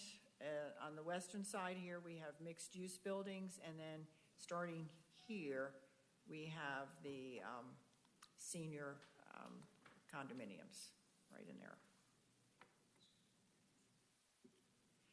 The subject site is zone T4 open and T5 and developed with a single-family residence that has been converted into an art gallery. Located on 4.37 acres, the property is in the Crabapple Form-Based Code area. Site plan also shows mixed-use development on the western portion of the property, which will be developed concurrently with the senior housing on the eastern portion. The residential units on the west portion of the site are allowed by right within the T5 transect zone. And those are not senior housing. Those are just regular, I think most of them are loft-style types of housing units that will be on the west side. The focus of this report is on the required use permits for the 42 units of senior condominiums. Based on the applicant's site plan to the Department of Community Development on January 5th, it meets all required standards for both the senior housing use permit and the apartments, except for the concurrent variance discussed below.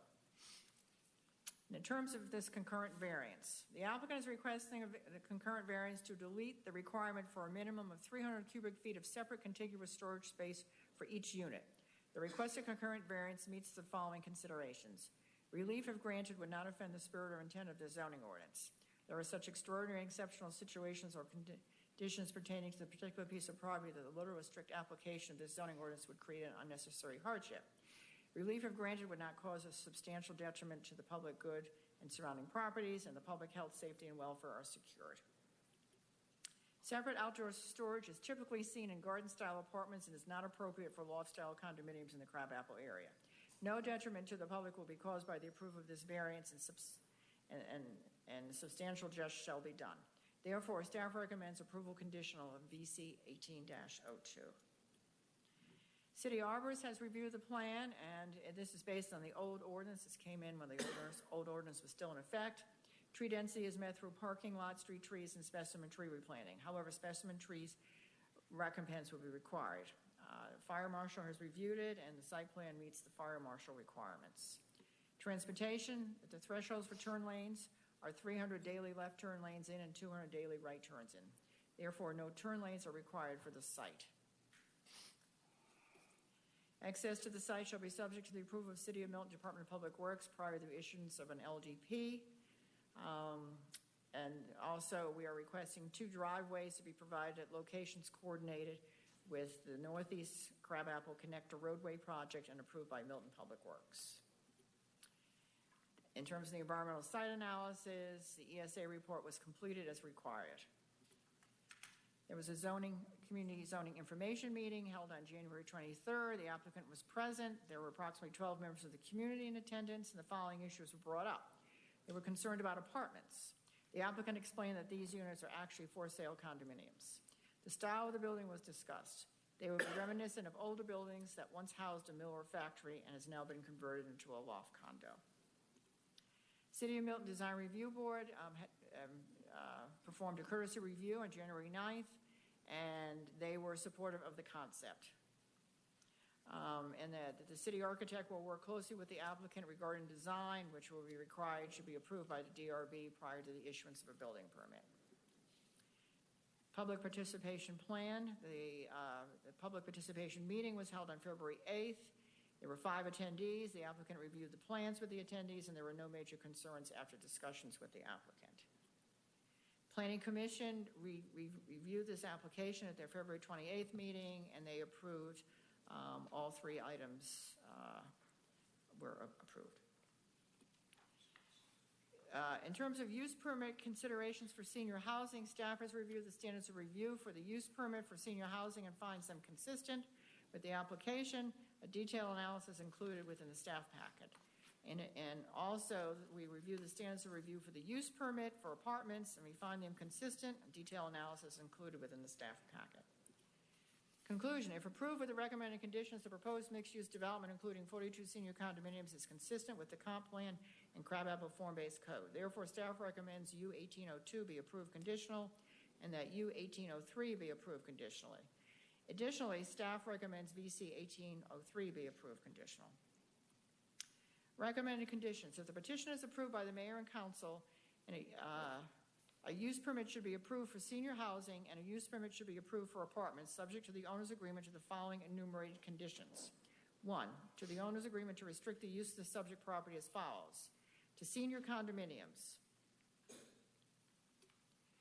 2, to no more than 42 total dwelling units at a maximum density of 9.6 units per acre, whichever is less, based on the total acreage zone. Approved unit totals are not guaranteed. 2, to the owner's agreement to abide by the following. To the site plan received by the Community Development Department on January 9th. Said site plan is conceptual only and must meet or exceed the requirements of the zoning ordinance. To the owner's agreement to the following site development considerations. To delete the requirement for a minimum of 300 cubic feet of separate contiguous storage space for each unit. To the owner's agreement to abide by the following requirements, dedication, and improvements. Access to the site shall be subject to the approval of City of Milton Department of Public Works. Entrances shall conform to Chapter 48. And to provide 2 driveways at locations coordinated with the Northeast Crabapple Connector Roadway Project and approved by Milton Public Works.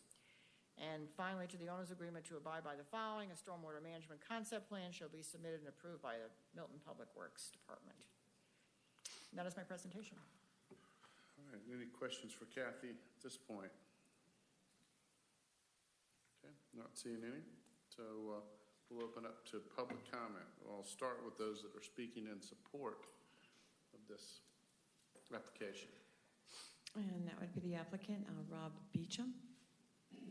I'll yield my time for questions. Okay. And that's all we have in support. Okay. And we'll hear those in not support.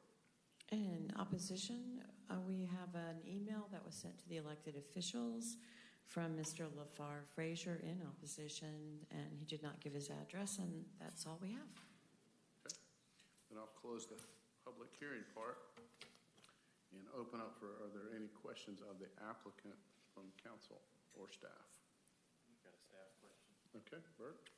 Kathy, does the condition to call it senior condominiums, does that alleviate any future concern of it being for rent versus for sale? Yes, well, and the senior housing limits anyway, as part of the ordinance, that it has to be condominiums. It cannot be for rent. So it's already inherent in that. Thank you. Kathy, I have a question real quick, sorry. Yes.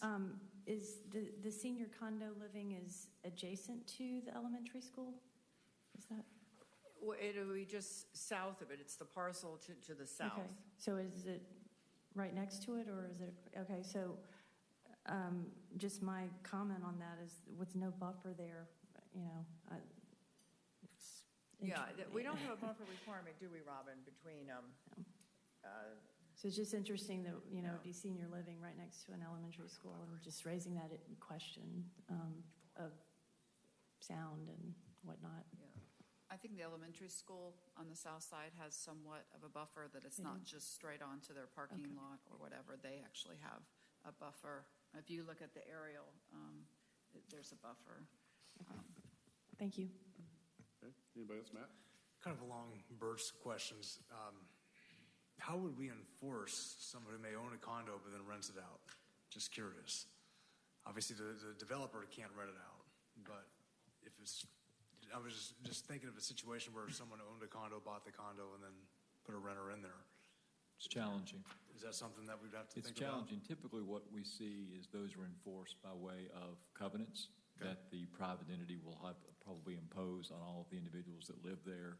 And so probably the private entity will take care of themselves because they're going to have a greater interest even than we do to ensure that the method of ownership stays the same. Sure. Joe? Were you done, Matt? Yeah, go ahead. Okay.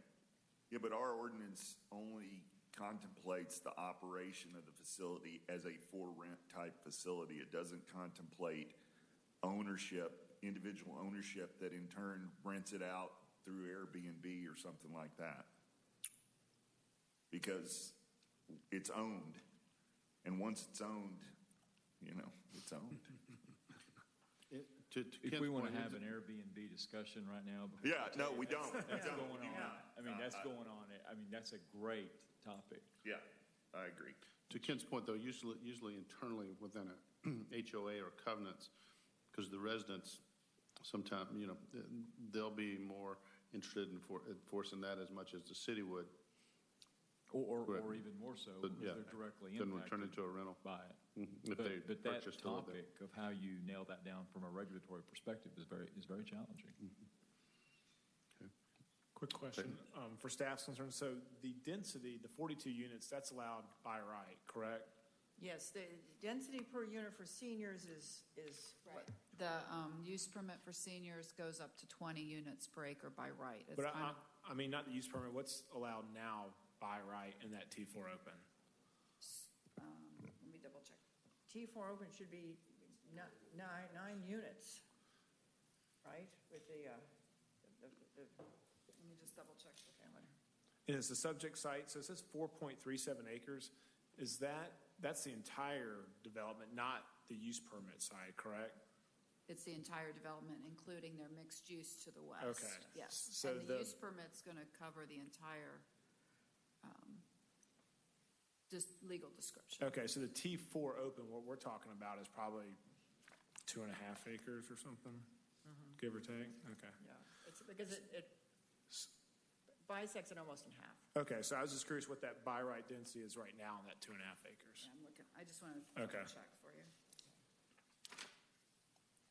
But under senior T4 housing. is 5 units. 5 and then 4. And then TDR. additional 4 by TDR for a total. So it's of 5 9. by right and 4 TDR. So there's 9 units allowed per acre in So a we're looking T4 at open. 8, say 20 units right now it's allowed by right, is that give or take?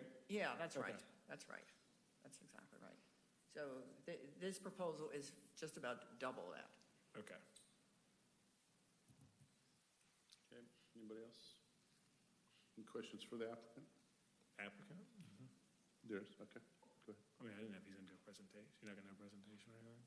He had. You can do a presentation or He anything? had left that for any questions. I don't He know. had his opportunity in the beginning, so. So I'd be curious on the applicant.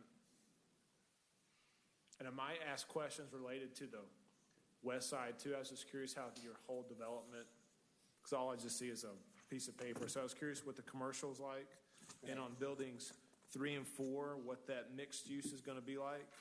And if you could just explain to me the size of each condos and all that stuff. Since, and Kathy, this was new, so since we made the initial application, the staff requested 2 entrances. Initially, we only had 1 entrance. Now we have 2 entrances into the project, which line up with where the city asked to put them. So now instead of 4 larger buildings in the front, it's been broken down into 5 units. Mm-hmm. So could you explain what each unit's going to? Yes, so Excuse me, too, if you wouldn't mind stepping back and you'll be in the camera, that way the audience can see also. No, if you turn around. You point it there, right. You They got it can right see there. it from the camera. okay. This section is the senior housing. If you could step to your left. How about I set it right there? Would that work? No, David, pull it on over. Very sorry. Pull it to your right. You got it? Okay. So what you're seeing in these buildings is, this is Birmingham Highway. This is the new Charlotte Road extension. So right here is where the current roundabout is under construction. So the entirety of this property has the new Charlotte Road extension, which created all the road frontage. The front building facing Birmingham Highway will be retail on the main with 2 stories of office above. That building is about 13,000, that's 4,200 square foot footprint. So all of these are pretty much the same footprint, about 4,000, 4,200. Retail, office. Probably these will, all 3 will go restaurant. We already have several parties interested in going restaurant. This will be retail on the main, so all of them are retail on the main. These 2 buildings, we're unsure, the top 2 floors are, we have parking, and these actually have underneath parking. So you pull into these buildings, and it'll be sub-grade parking. We have plans on top 2 floors being condominiums that really will adjust to whatever market demand is. So if office space is more lucrative and in demand, we'll go that way. Otherwise, we'll residential. Back in the senior housing part, which we would call them active adult 55 plus. So the plan for that is that these will be anywhere from 1,600 to probably 2,200 square feet with very high-end finishes, concierge services, which we think is a very attractive location for us. This was some kind of conceptual architecture, and we've been talking with Bob, and one of the interests we have with all the development going on around us, we've met with Taylor Morrison, John Gaston, working with Bob to make sure that the architecture that's already happening here on this side of Birmingham Highway blends and moves together, works together. We also worked with Bob and Taylor Morrison to bring we're willing to deed a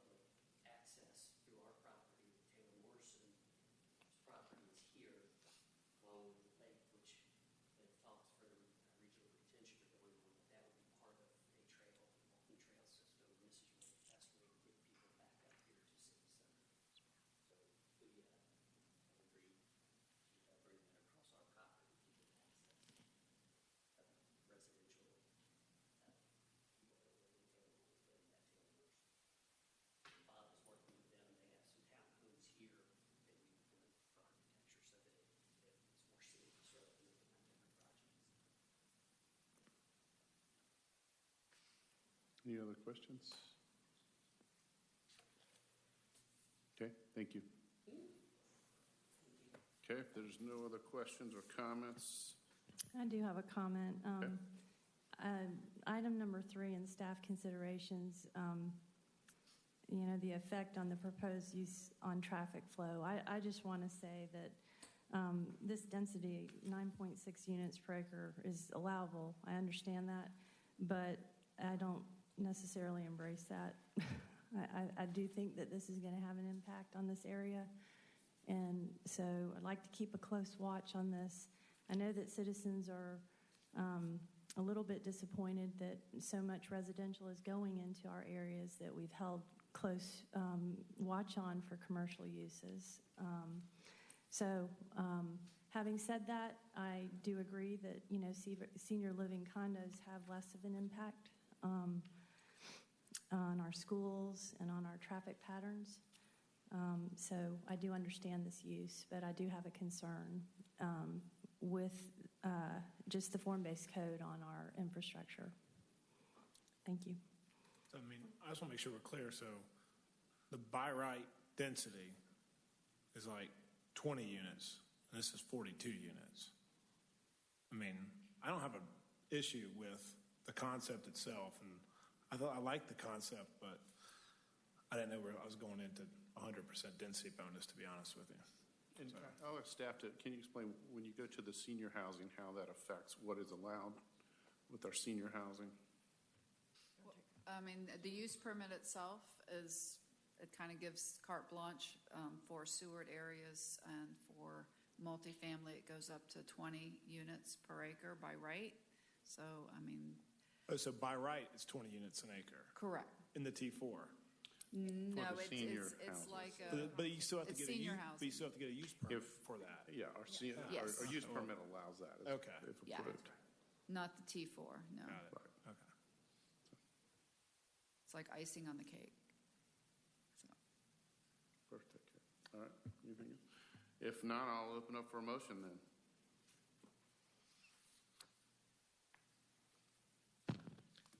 Mr. Mayor, I'd like to make a motion to approve conditional as outlined by staff, U18-02, U18-03, and VC 18-02, 12655 Birmingham Highway. Okay. I have a motion from Councilmember Morig. Do I have a second? Second. I have a second from Councilmember Hewitt. Any discussion? I'll just be quite frank. I didn't see enough from the applicant to approve this amount of density. Okay. Anybody else? All in favor, please say aye. Aye. Those opposed? Aye. Or nay? All right. Sudi, did you catch that vote? Yes, Bob I did did. too. With Councilmember Bentley and Jameson opposed. Okay. Let's see. We will moving on to our next zoning agenda item. Sudi, if you'll please sound that item.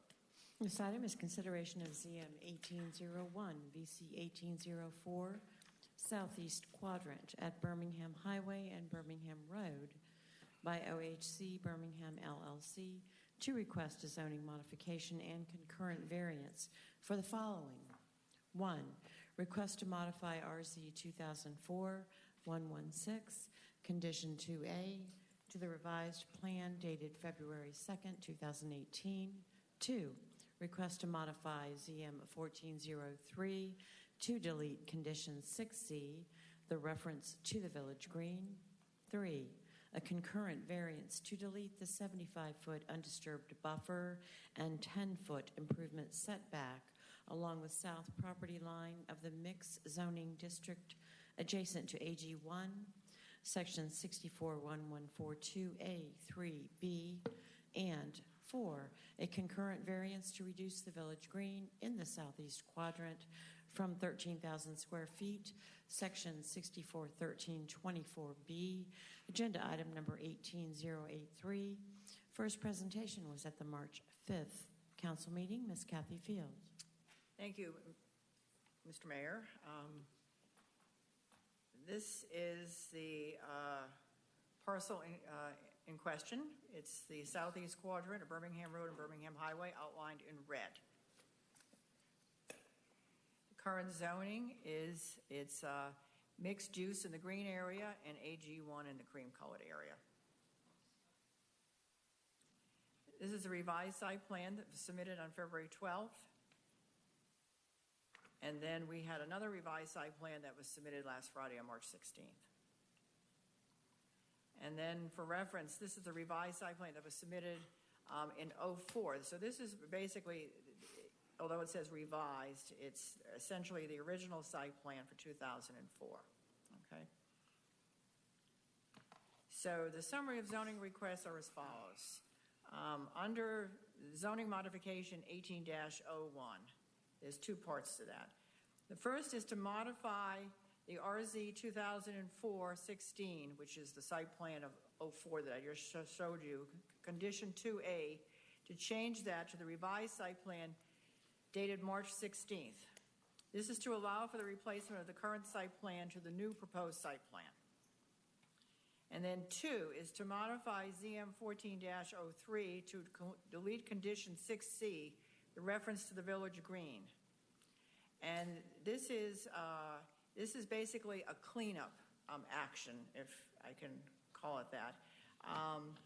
During the course of our review of all these applications as they were coming through, we found that a zoning modification was erroneously included in the 2014 site plan that was approved at that time, condition 6C, which reduced the size of the village green to 11,500 square feet. The 13,000 square foot village green requirement is regulated by the Birmingham Crossroads overlay. And essentially, in order to modify that requirement of the 13,000, you cannot do it as a zoning modification. It must be handled as a concurrent variance. Therefore, we would like to delete that condition of the zoning of that site plan, which shows the allowance of the 13.5, because it's not allowed as a zoning condition. It has to be requested by an applicant as a concurrent variance. So it's a cleanup, and we will be asking your support to vote this to clean up essentially this inconsistency, okay? We also have a concurrent variance, VC 18-01, Part 1, and as part of the proposed site plan, the applicant's requesting a variance to the 75-foot undisturbed buffer and 10-foot improvement setback along the south property line. And then lastly, a concurrent variance. Because as I just mentioned, you can't reduce a village green through a zoning modification. You have to do it through a concurrent variance. We did advise the applicant that if he wanted to revise that size of the green, he would have to do it through a concurrent variance. So he applied for a concurrent variance, which is to reduce the size of the village green. However, based on his latest site plan of last Friday, he was able to meet that requirement of 13,000 square feet. Therefore, he wants to withdraw that variance. Okay, I know this is confusing, but I hope I've explained it. The subject property was rezoned from C1 Community Business and M1 Manufacturing to MIX Mixed Use on November 3rd, 2004 by the Fulton County Board of Commissioners. The site is one corner of three corners of the Birmingham Crossroads that was zoned pursuant to RZ 2004-116, which is the subject site, and RZ 04-43, the northeast and northwest corners zone C1 conditional. The final conditions approved for all three quadrants were derived from numerous meetings between the original developer, A.G. Armstrong, and the community using the Birmingham Crossroads Plan, amending 2015 North Fulton Comprehensive Plan, which was approved by the Fulton County Board of Commissioners on March 3rd, 2004. In addition, the Birmingham Crossroads of the Northwest Fulton Overlay District was approved on March 3rd, 2004. This newly created overlay also guided the ultimate outcome of what was approved for the three quadrants of Birmingham Crossroads. The central premise of both the plan and the overlay was that the Birmingham Crossroads should be a neighborhood node consisting of 21.1 acres with up to 100,000 square feet of commercial uses, up to 100,000 square feet of office uses, and up to 5 residential units per acre. Since the time of the rezoning in 2004, the northeast and north and southwest quadrants have been developed as approved. The southeast quadrant has remained undeveloped other than the existing structures on the 22.12 acres. At the June 16, 2014 Mayor and City Council meeting, the applicant's request pursuant to zoning mod 14-03 to amend conditions 1C, 1D, 2A, and 3B were approved, which reduced the approved density for the office, commercial, retail, and eliminated the daycare facility along Birmingham Road. In addition, the approved site plan replaced some of the townhouse units previously developed with single-family detached homes. These amended conditions deleted the requirement for the daycare facility and allowed single-family detached homes. Staff requested that condition 2A be included at that time to remove the reference to the community wastewater facility indicated on the site plan within the AG1 portion of the development. This modification was approved by the council on July 21st, 2014. The applicant submitted his LDP for the project to the Community Development Department on February 20th, 2015 for review based on the approved site plan and conditions as discussed above. After various comments from staff and resubmittals by the engineer, responses from the applicant's engineer stopped and the permit appeared to be abandoned. The current owner, Mr. Tad Braswell, requested a modification to the approved site plan to replace the retail buildings along Birmingham Road with townhomes. Staff recommended denial, and the Mayor and City Council denied the request on March 21st, 2016, based on the fact that it was not consistent with the Birmingham Crossroads Master Plan, which contemplated this quadrant to provide a mix of uses, including non-residential. The applicant submitted revised LDP plans based on the approved site plan and conditions as discussed above. Because of the length of time since the last submittal, staff required the applicant to resubmit review fees and a new LDP number was issued. Once again, the review process of the LDP occurred with reviews by staff and resubmittals by the applicant. Staff informed the applicant in January 2018 that a zoning mod to the site plan as well as concurrent variances would be required to be in compliance with RZ 0416 approved conditions in the Birmingham Crossroads Overlay District. The applicant was present at the, in order to effectuate this, the applicant has submitted the applications that we're reviewing tonight. And there was a CZIM meeting held on February 27th. The applicant was present at the meeting, and there were 6 attendees present at the meeting. They had the following concerns regarding the zoning modification and concurrent variances. Increased traffic in the area, especially at the intersection of Birmingham Highway and Birmingham Road. In opposition to the approval of the concurrent variance request for the buffer because it would be inconsistent with the Birmingham Crossroads plan.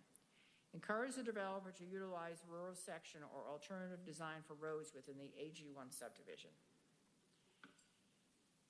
So in terms of the concurrent variance requests, the first part is to delete the 75-foot undisturbed buffer and 10-foot improvement setback along the south property line of the MIX zoning district adjacent to the AG1 area. The Birmingham Crossroads Overlay District does not address buffers used to separate uses, but the rural Milton Overlay District does address this issue. The site is required to meet those development standards that are not addressed in the Birmingham Crossroads Overlay District but required by the rural Milton Overlay. Although RZ 04-116 was approved with a site plan without the required buffer shown in it, the concurrent variance requested pursuant to VC 04-178 was only approved by the Fulton County Board of Commissioners to reduce the buffer, 75-foot buffer, and the 10-foot improvement setback to a 10-foot landscape strip adjacent to the east property line, which abuts the electric station. So only on the east. The minutes from the November 3rd, 2004 Board of Commissioners meeting clearly state that the concurrent variance was only approved for the east property line and the south property line request was not approved. Furthermore, the conditions of zoning stipulate the following in condition 2A. Said site plan is conceptual only and must meet or exceed the requirements of the zoning resolution and these conditions prior to the approval of a land disturbance permit. Therefore, the zoning ordinance previously referred to as the zoning resolution in Fulton County requirements must be met unless a concurrent variance is granted.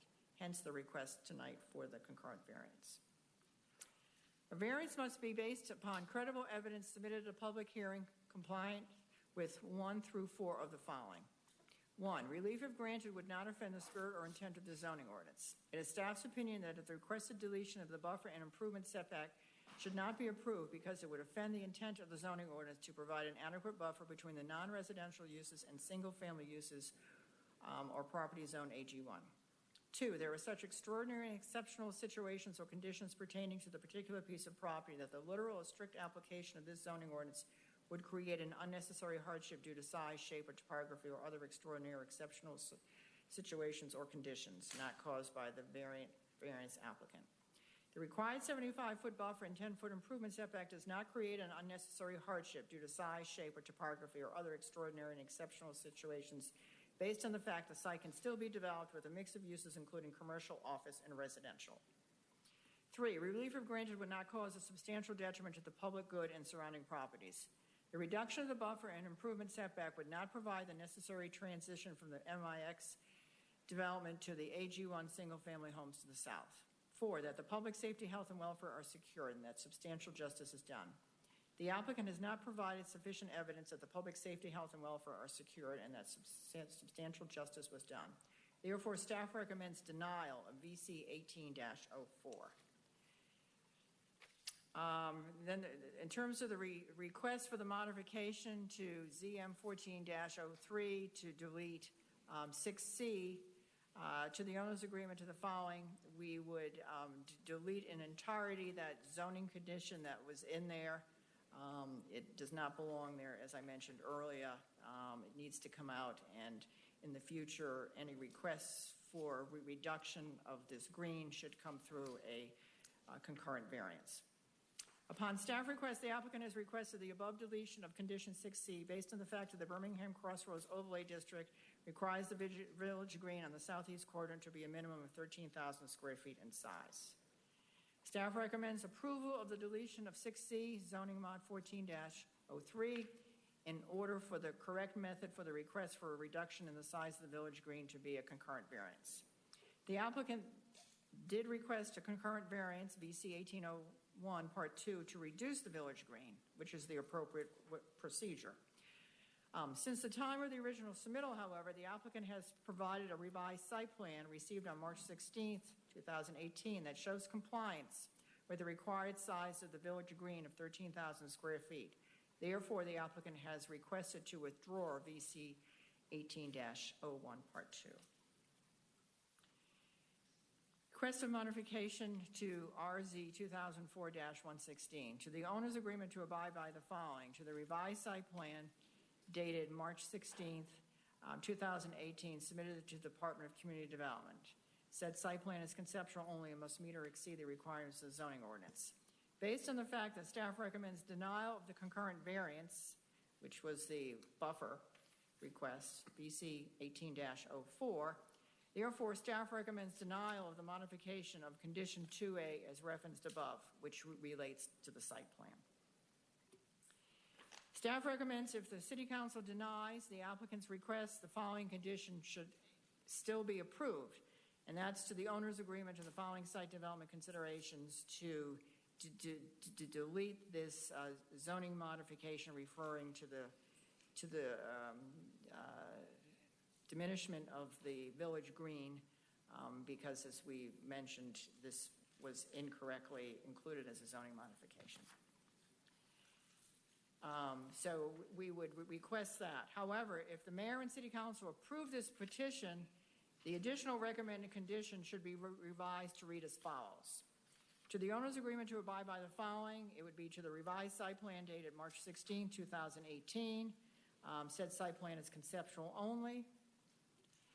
And then to the owner's agreement to the following site development considerations, again, to delete the reference to the zoning condition as it relates to the diminishment of the village green, and also to delete the 75-foot undisturbed buffer and 10-foot improvement setback along the south property line of the MIX district adjacent to the AG1. And that's my presentation. Okay. I'll open up the questions for staff at this point. Are there any? Okay. For the public hearing, I'll open up, Sudi, to those in support of this application. Oh, we have 3 public comment cards in support. The first is from the applicant, Mr. Doug Diller.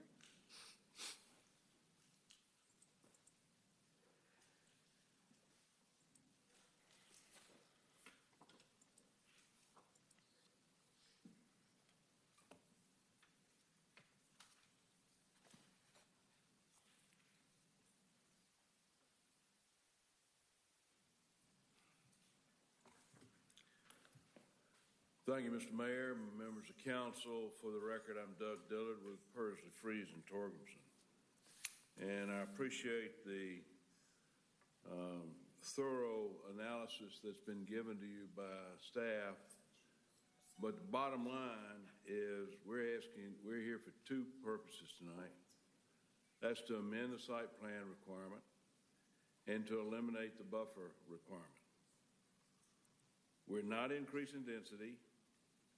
I'm going to go through that here in just a minute. We're not increasing density. We believe that we will have a better project, primarily because we'll have a greater number of detached single-family homes, not townhomes. We will also have the estate lots that will be included in the 18 site plan, which Kathy has referenced. So let me go through briefly, because she's done a very thorough job of the history of this property. This property was zoned in 2004. It was accomplished in accordance with the Birmingham Crossroads Master Plan. And I would point out that at that time, that the applicant had support of the neighborhood organizations that were involved in the future planning of this area. In Fulton County at that time, Fulton County, and this is important, Fulton County approved 33 townhomes on the mixed portion of the property, with the balance of the AG property being developed with 1 acre lots, which would then yield 11 lots. So the total approved density in 2004 was 44 lots. In 2014, this property came before this council for a zoning modification.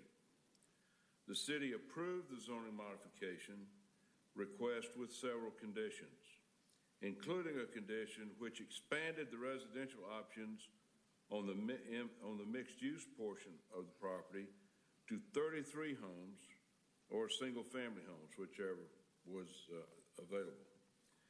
The City Council also approved a site plan for the property which showed no buffer between the AG lots and the mixed MIX neighborhood node. And to that extent, before Mr. Braswell bought the property, he came to staff, he got a letter from Robin that confirmed that he had a site plan that showed that and required no buffer. Now, Mr. Gerard will tell you that we can rely on representations by staff and administrative officials. However, if they are incorrect and are defined as ultra vires act, then we can't rely on that to vest our rights in whatever representations or site plans was approved. But I'm just going to tell you, Mr. Braswell, and I think he'll tell you here in a minute, wouldn't have bought that property if he hadn't had the confirmation from staff on what he wanted to do. During the LDP process, it was determined that a variance would be needed to formally remove the 75-foot buffer between the AG1 and the MIX properties. And it's important, and I want to be very clear about the request before you. The variance to eliminate the buffer is not being sought in order to increase density. That's very important. The developer has already reduced the density from 33 townhomes as currently entitled to 24, and this is under the new plan, to 24 single-family detached homes in the MIX zoning area. The single-family in the AG property is the single-family cluster is 10. So the total development is 34 units as opposed to the 44 or 45 units that was previously authorized by the zoning. If we wanted to build in accordance with the current entitlements, we would build 33 townhomes on the mixed site and sever it from the AG1, and Mr. Braswell's going to go through this in just a minute. Sever it from the AG1 site with the buffer. This means 1, more density, 33 townhomes on the MIX site and 10 single-family homes on the AG1 site. And 2, an additional curb cut on Birmingham Highway to allow access to the AG1 site. If you notice, you really can't get there under the proposed site plan because it comes in cul-de-sacs and then goes out to the 10 lots, okay? If we don't get the variance, then what we're going to have to do is come in off Birmingham Highway with a separate road. The water feature amenity we have agreed to install and would also have to be eliminated under this scenario because we won't have room for it. The current plan entitlements are certainly not as attractive as what is proposed by the developer with the 2018 development. So, the proposed modifications lower the density than what's currently approved. 2, provides a buffer on the AG site. And 3, provides interparcel connectivity between the two sites as was originally intended in 2004. The proposed plan is consistent with the Birmingham Road Master Plan. Significant open space and village green that shall be 13,000 square feet. We were asking for a modification of that. We have withdrawn that request. The detention facilities will be naturalistic in design. Our proposed detention facilities comply with that requirement. Utilization of the internal road system to minimize curb cuts on the minor arterials. The internal streets should have sidewalks and landscape strips. We provide and comply with all of that. Inclusion of trails within the development is also included. We'll have a variety of building types and sizes to create the village environment that's already in place. And if you look at that site plan, you'll see that we've got some commercial left. One's going to be, I think, a pediatric center. The other is yet to be determined. But the thing that's important is that the sidewalk, the alternative pathways, the path connections from nearby agricultural and residential uses shall be made to the greatest extent possible, and I think our plan shows that. The applicant has provided an internal road system within the MIX node and between the MIX and AG parcels in accordance with this policy. I'm going to call on Mr. Braswell now to give you an idea of his vision for this property, but the thing that I'm asking you to not forget is that we're asking for 2 things. 1, we're asking that conditions of zoning be modified to include the 18 site plan. And 2, we're asking that the 75-foot buffer be eliminated in accordance with the site plan. Not just eliminated, but in accordance with the adoption of the site plan, which calls for fewer units on this property than could otherwise be built.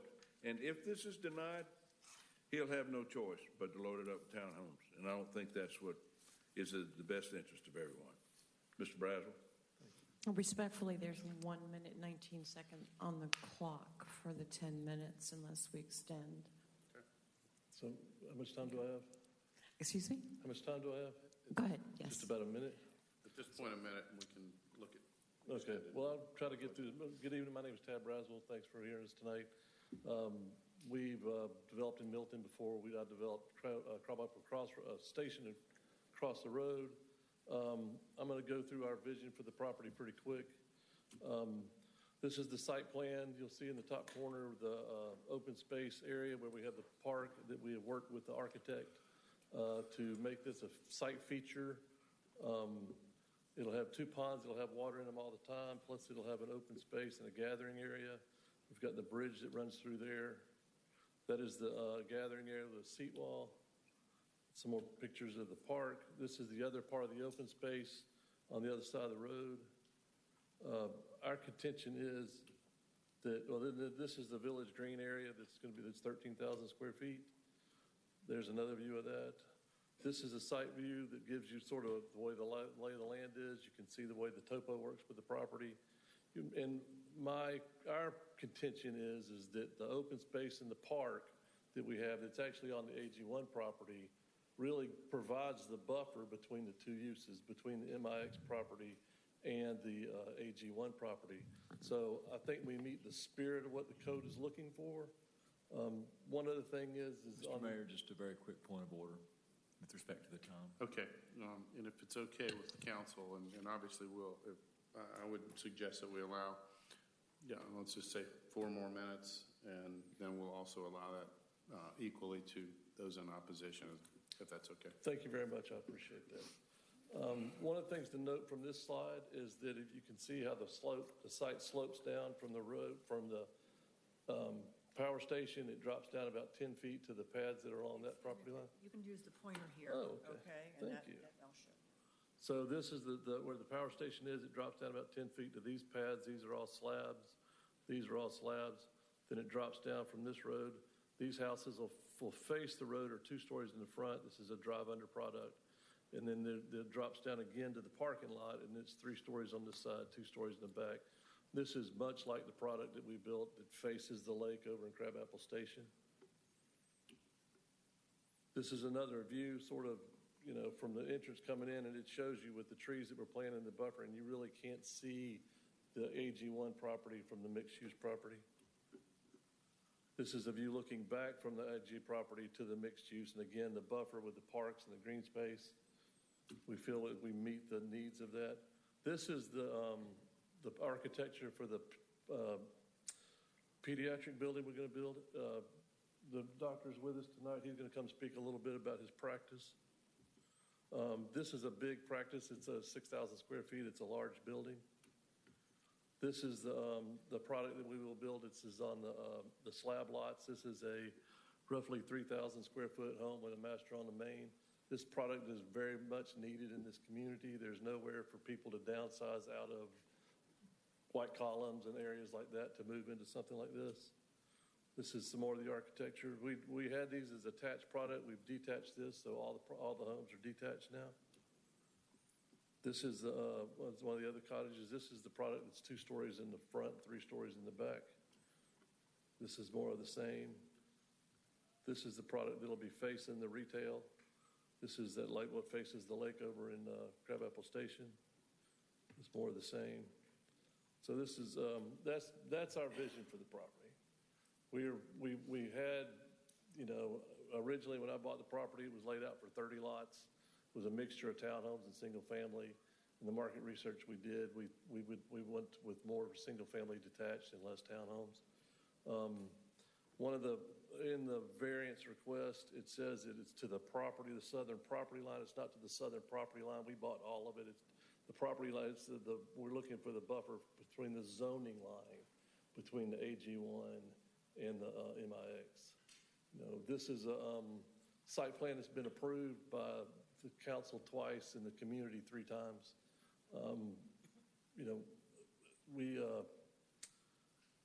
We bought this property. We've done our market research. We've done one of the things you'll notice in the time frames was that we submitted we restarted the LDP process in August, and we're told in January that we needed this variance. So we thought we were days away from getting started.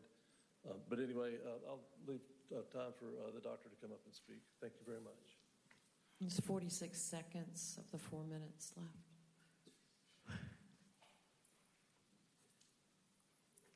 Mr. Mayor, members of the council, I appreciate your time. My name is Bob Licata. I reside at 150 Spring Drive, Roswell. I'm a general pediatrician, practiced for 32 years. I have 2 offices, one in East Cobb, one in Johns Creek. We see about 20 to 25,000 patient visits per year, 7 physicians total. We've got many patients that travel to these 2 offices from Milton. Prior to entertaining the thought of opening a 3rd office in this project, I queried many of our patients that have moved to and live in Milton, and they're thrilled with the prospect of having access to and the convenience of having a general pediatrician office serving the parents and children of your community. As an aside, my son is in his first year of residency. He's going to do pediatrics, and I need a place to put him, so this is where he and his wife want to reside. Thank you. Thank you. Mr. Mayor, may I have a motion motion and vote of ratification for the 4 minutes each. Sure. Can I have a motion to, or I'll make a motion to have extended 4 minutes for those in favor on this application, and have a second from Councilmember Longoria. All in favor, please say aye. Aye. That passes unanimously. Thank you. Thank you. Okay, then we'll allow that same extension for those in opposition.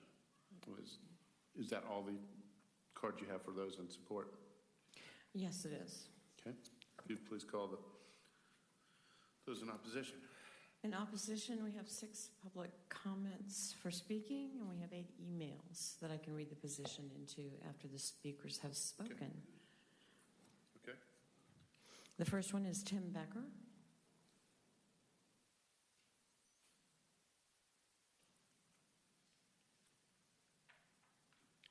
Good evening, Council. Tim Becker, 15625 Canterbury Chase. Tonight I am asking you to fulfill your duty to citizens. I am asking you to honor your oath of office to uphold the laws of Milton. Tonight's applicant is requesting that you break the laws of Milton. Once again, a developer is coming to council asking that the rules be broken so he can increase his profits. Once again, a developer has not done his due diligence before buying a property and now is coming to council to fix his mistakes.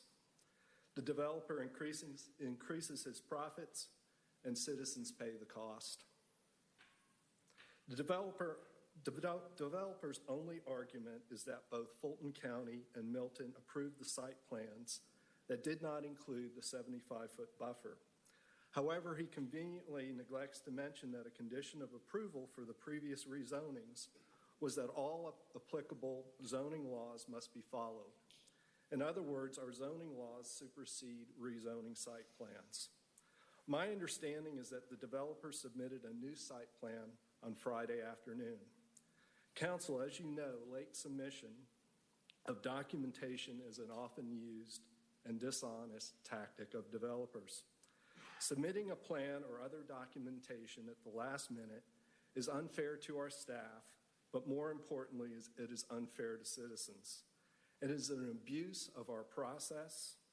Submission of a plan so late the citizens do not have a reasonable opportunity to analyze the plan denies citizens due process and is therefore unconstitutional according to both the state and U.S. constitutions. The developer has owned this land for 2 years. He had plenty of time to submit a compliant plan well in advance of this proceeding. Furthermore, the developer has threatened that he will cram 33 townhomes on this property if his variance is not approved. These actions demonstrate that the developer is not acting in good faith. Dishonest tactics and veiled threats should not be rewarded by council. I would also remind council that staff has recommended denial and done a good job explaining why. I would further remind council about the purpose and process for variances. According to the American Public Planning Association, variances are meant for minor discrepancies. In this case, the developer is not addressing a minor discrepancy.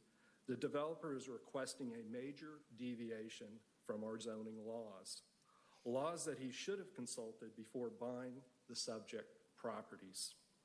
Furthermore, the applicant is required to show, 1, to show undue hardship, 2, that the hardship is caused by some factor that the applicant did not cause, and 3, approving the variance would not create significant negative impacts on the surrounding area. In this case, the developer does not remotely satisfy even one of these 3 criteria. The American Public or Planning Association states buying a property without knowledge of zoning restrictions is not an undue hardship. The APA further states that while consistency with adopted plans is sometimes a criterion for variance approval, often it is not. This means that zoning laws generally supersede site plans. I have often heard council cite local control and preferences as critical to its decision-making. It is clear that citizens that live near the crossroads want denial of this variance. Unfortunately, Milton has a long history of granting developers what they want, only to leave citizens holding the bag. Fortunately, we recently had an election that once again clarified the desires of citizens. The 2017 election confirmed citizens' sentiments as expressed in multiple city surveys, citizen petitions, and the overwhelming passage of the Green Space Bond. Citizens have been very clear that they want our zoning laws upheld. This is not too much to ask of council. In fact, upholding our zoning laws is your duty and obligation as our elected representatives. Please deny this request. Thank you. Okay, thank you. City, if you'd please call the next speaker. Next speaker is Tony Otita. There's 9 minutes and 9 seconds left on the clock. Okay. Hello, thank you. Tony Otita, I live at 325 Taylor Glen Drive, just a little bit south of this crossroads, so it's going to impact me. And I'll let the others talk about all the get down in the weeds about this. I'll follow up on what Tim said, that there was an election, and I think the citizens of Milton, the residents, the taxpayers of Milton, made a statement. So I don't know when the next election is, and I don't know which of you will be running for re-election, but I'm going to suggest that your campaign starts tonight with this vote. Thank you. Okay, thank you. City, if you would call the next speaker. Next speaker is Heather Curran.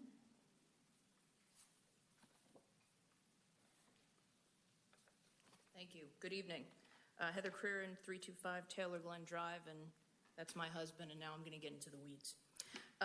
I'm here tonight to speak as to why this variance needs to be denied, and I'm stunned that an updated plan can be submitted 1 business day before the council is going to vote on it. So you have to react, staff has to react, and we have to react. So I apologize, my notes are a little bit all over the place.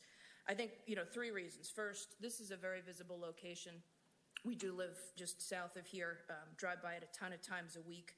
And, what happens there is very, very impactful to the look and feel of Milton. Second, that side of the town is going to start to look more and more like Crabapple. Unfortunately, with, the last issue you just approved, which you had to, Crabapple's about to start looking a lot worse too. It's a shame that we're going to lose that green space on that corner and instead have to look at more probably commercial space that's going to sit empty, and certainly high-density housing, which is just completely out of character for that area of Milton, as well as deal with the added traffic that is going to make that intersection even more of a nightmare than it already is. And with respect to the owner, Milton is not a downsized community. This is not something we need. It's something we're stuck with because of what was approved long time ago. But what we can do is prevent them from making a bad situation even worse. And, and the third reason that we've been talking about is, this is an extremely important issue for this group and an important vote for this group. The citizens of Milton did speak very loudly in the last election. And as one of those citizens who was thrilled at the outcome, the message I and the others intended to send is, represent me. Represents the citizens of Milton who want to keep this amazingly beautiful and unique look and feel of the community, and stop representing the developers. I think the tremendous staff heard that message. They recommended that this be denied, and I believe you all heard us too. And therefore, the message you're going to send with this vote is critically important. You need to unequivocally set a new tone. Demonstrate clearly to all developers that want to do projects here in Milton that it's not business as usual, and what was done in the past is not going to be tolerated nor approved. If you want to change the zoning, you need to clearly show how it's going to benefit the citizens of Milton. This does not, and I'm asking you to please deny it. Thank you very much. Thank you. So if you'd please call the next speaker. Next speaker is Ms. Julie Zonner Bailey. And we have 5 minutes and 52 seconds left on the clock.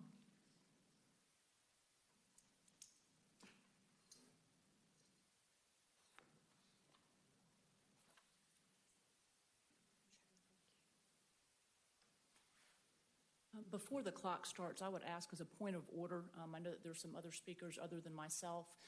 Given the magnitude of this, I would just ask that if we get close on time, that there be a ratified or at least a consideration of additional time, recognizing that the applicant would also get equal time.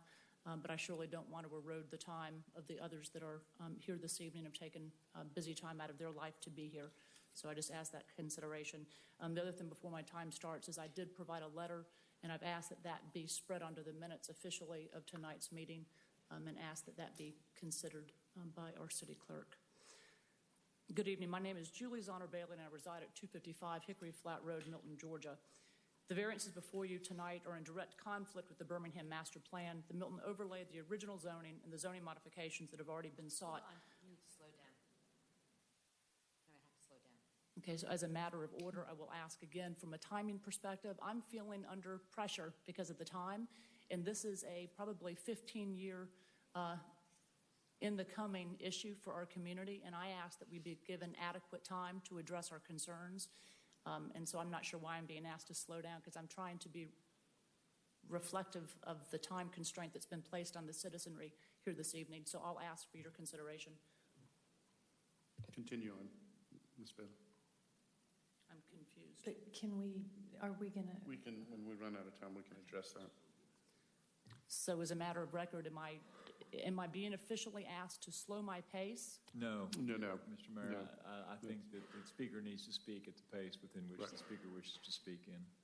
Yep, this is all being videotaped, so. And the clock is still ticking, and I would ask that the clock be added back to the disruption that was provided.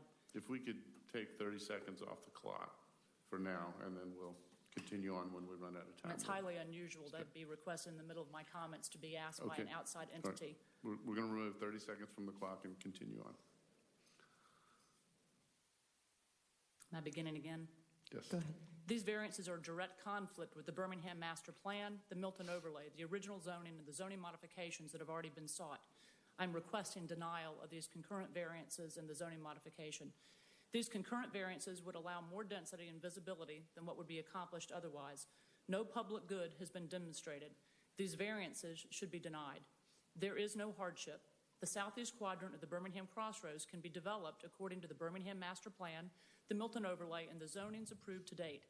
Please require all applicants to stick to the plan and deny these variance requests this evening. The City of Milton staff has recommended denial and delineates well all the reasons to deny this zoning modification and the concurrent variances. These zoning modifications and concurrent variances serve no purpose other than to allow more density than would otherwise be allowed.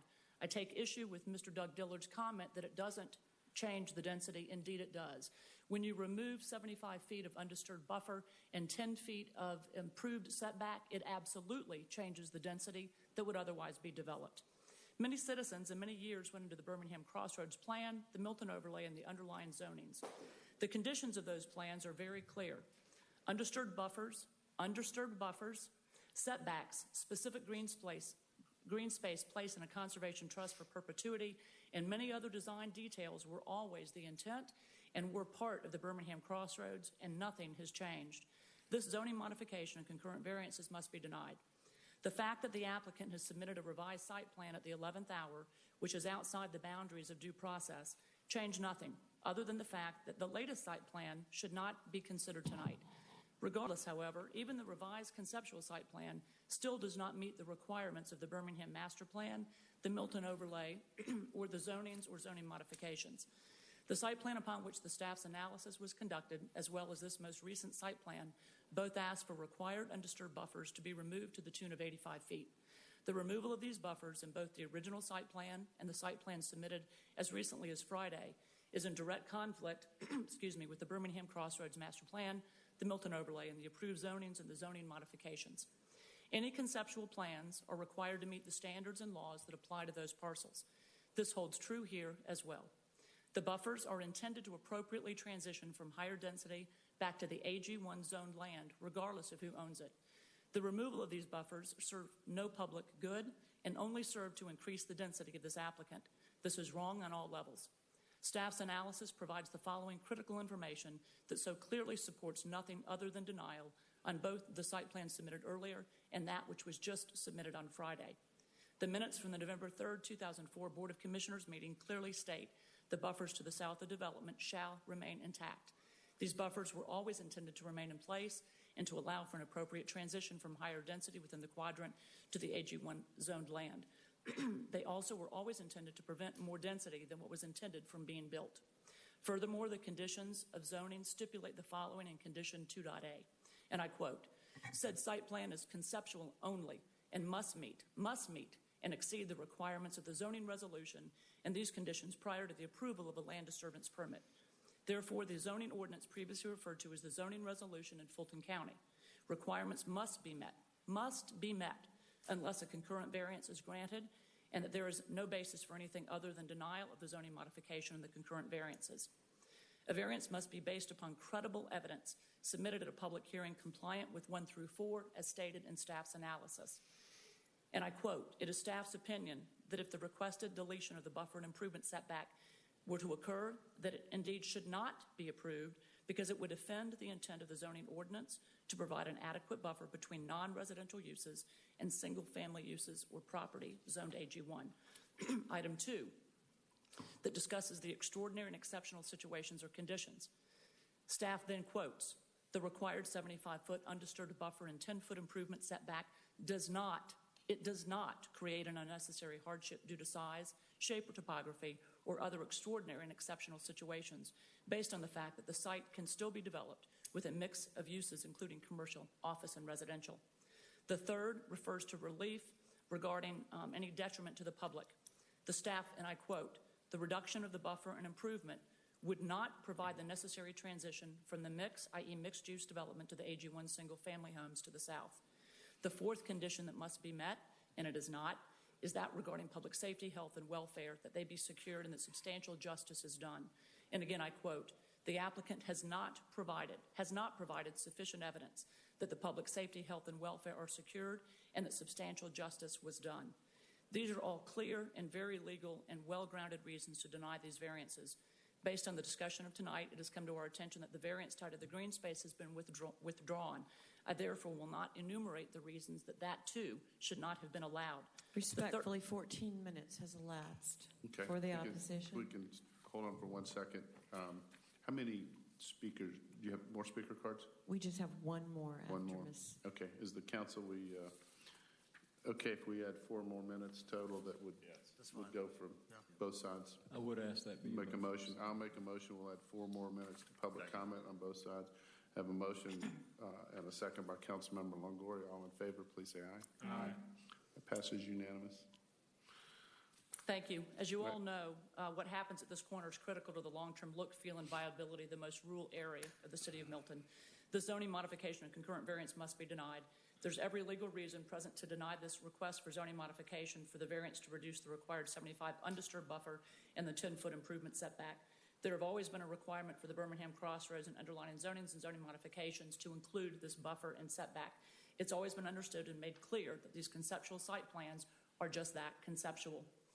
And again, the zoning ordinance previously referred to as the zoning resolution requires that everything must be met unless a concurrent variance is granted. Please deny this zoning modification and the concurrent variances. There is no hardship. There is no reason that this applicant should not have to meet the requirements of our zoning laws, overlays, and master plans. I appreciate your service. Thank you. Okay, thank you. Sudi, if you'd please call final speaker. Next speaker is Joe Willey. How much time do I have, please? You have 3 minutes and 11 seconds. Okay, I'll try to be brief. Good evening, Mr. Mayor and Council. Nice to be here tonight with you. And Mr. Dillard, good to see you. And I'm a lawyer, so I'll admit that right up front. But I'm not going to speak to you as a lawyer here tonight. I'll speak to you as a citizen of your community. I have property. I'm a business owner. Excuse me, Mr. Wood. Would you mind just for the record stating your name and address for the Forgive record? me. Some days I don't know where I am, so maybe we need a geriatric center at that corner as well. But I live at 1250 Birmingham Road, Milton, Georgia. Thank you for your courtesy and reminding me I didn't tell you where I was from. I wanted to just add to this equation my perspective on this as a business owner at the southwest corner. And I should say that Curtis Mills, who's also a business property owner who could not be here tonight, would want me to say in regard to his comments on this, that he's also in opposition to this rezoning at this particular corner. I think that this has been plowed ground. It's been plowed over many times by the council. It was plowed over by the Fulton County Commission. I've looked at this numerous times, and standing our ground and drawing a line in the sand is a good thing, because you're going to have more and more of these hearings, more and more meetings here if you don't set a clear line in the sand that this particular Birmingham overlay, Milton overlay master plan is something that you're going to stand by. I think it's important to send a clear message tonight, and I would ask you to do that. As you look, when I travel down Birmingham Road to Hickory Flat, and I see an example of sprawl over there in Cherokee County, I don't think that's what we want. And I think one of the things intended by the 85-foot buffer is to prevent that from happening. I think if you can have residential areas near commercial areas, that's a good thing. And I think those residential areas as contemplated in this city are 1 acre lots, one house, and we hope we move away from that at some point. But I wanted to say that I think what's contemplated here is consistent with that. Also, factors that really have not been mentioned but maybe touched on here tonight is the overwhelming traffic that's in this area already that has to be addressed at some point by the city. And I thought at some point there was going to be a roundabout at that corner, and I don't know how this particular setting is going to change that. I don't know geographically how much space is going to be needed for that, but I know that as an owner of property at that corner, I want to be able to get to my property, and at certain times of the day you cannot get there. Also, when I mentioned sewer and septic is something that the council should consider.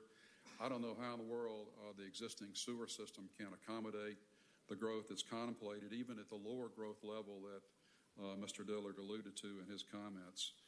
I would say in closing, I'd like to ask the council to consider denial. I don't think denial means the end of things. I think it means it's the beginning of a process. And certainly, Mr. Dillard and his client are very well capable of engaging in that process with the planning board and also with the city staff. And I commend the city staff for the work they've done here. And I ask the council to support their recommendation of denial. Thank you very much. And I'd like to reserve any time for rebuttal, Mr. Mayor. Thank you. Thank you.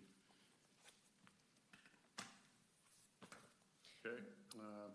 Point of order, Ken. I guess the applicant or those in support have how much time? We'd added additional 4 minutes.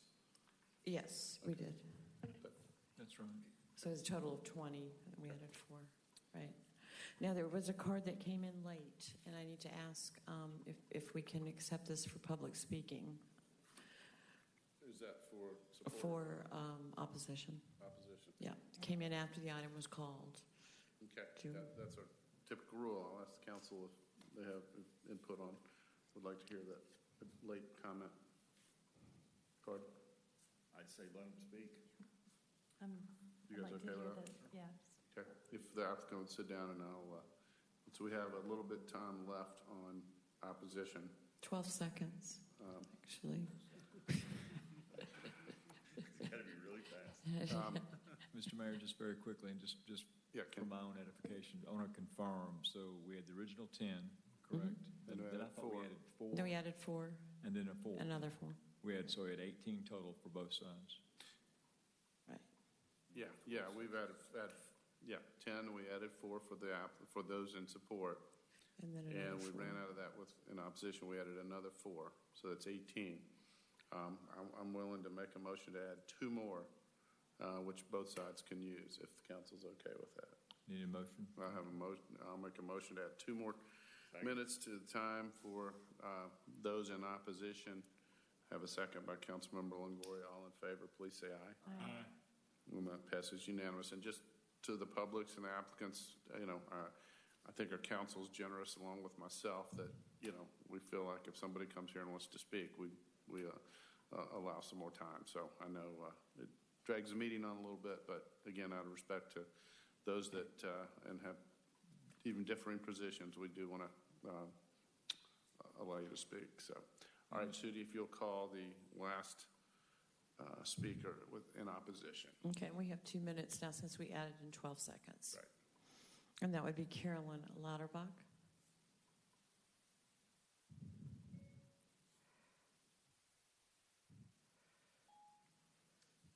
Hi, I'm Carolyn Lauterbach at 649 Citation Trail in Milton, the Triple Crown subdivision. And in looking at time, I get to say everything I want to say, but basically ditto what all of these folks said. And the fact that these, the new site plan came in late, it doesn't give us any time. Please deny this. Thank you. Okay, thank you. Okay, now we'll allow those in support rebuttal time. Mr. Mayor, just again, one more time, just for my own edification. Madam Clerk, I mean, how long does the proponent have with all of the assembled time, just so everybody's clear and I'm clear? I think we're at a total of 20 minutes each Right, side. that's right, but how much is And left? they've used 14, so there's 6 left. Thank you very much. Okay. And I do have emails that were sent to the elected officials. I'd like to read the name, address, and support or opposition. Let's read those after we Okay. have public comment. Thank you for the additional time. I appreciate it. So I want to hit on just a few comments. The buffer, on a typical development, may cause the density to go down. But if you look at the conditions of this zoning, there are no minimum lot sizes. There are no minimum home sizes. There are no minimums. So we could reduce our lot sizes to what we need to make the remaining property work. With the site plan that we have, the conceptual site plan, we could fit the 33 townhomes on that road system if that was what the council desires. We can make that work. We can't make the connection to the two. This was always looked at as being one mixed-use development, to have it where the AG1 was connected to the mix. If I got a 75-foot undisturbed buffer through there, I cannot make that connection. So I have to have another road, another curb cut.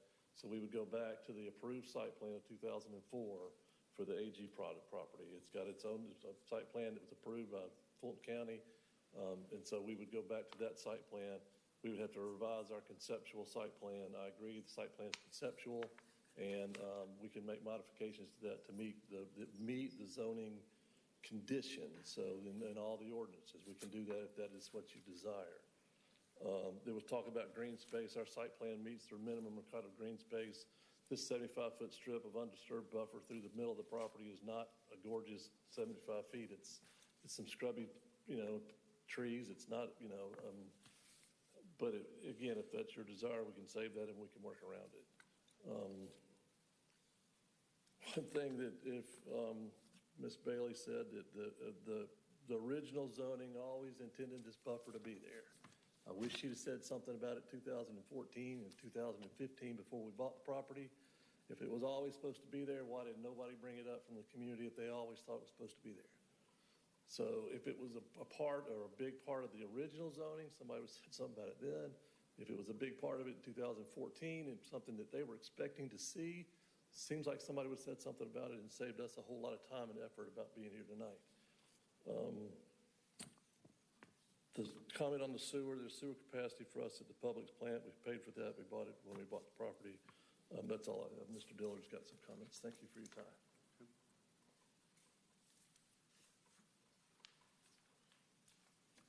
Thank you, Mr. Mayor. Appreciate your patience, to say the least. Point of order, did Ms. Bailey, she obviously talked from a prepared text. Did she file that with you? File what document? A prepared text. A prepared text, That she was an talking email. from. She gave me an email to put into the record. Is your letter in the record, Julie?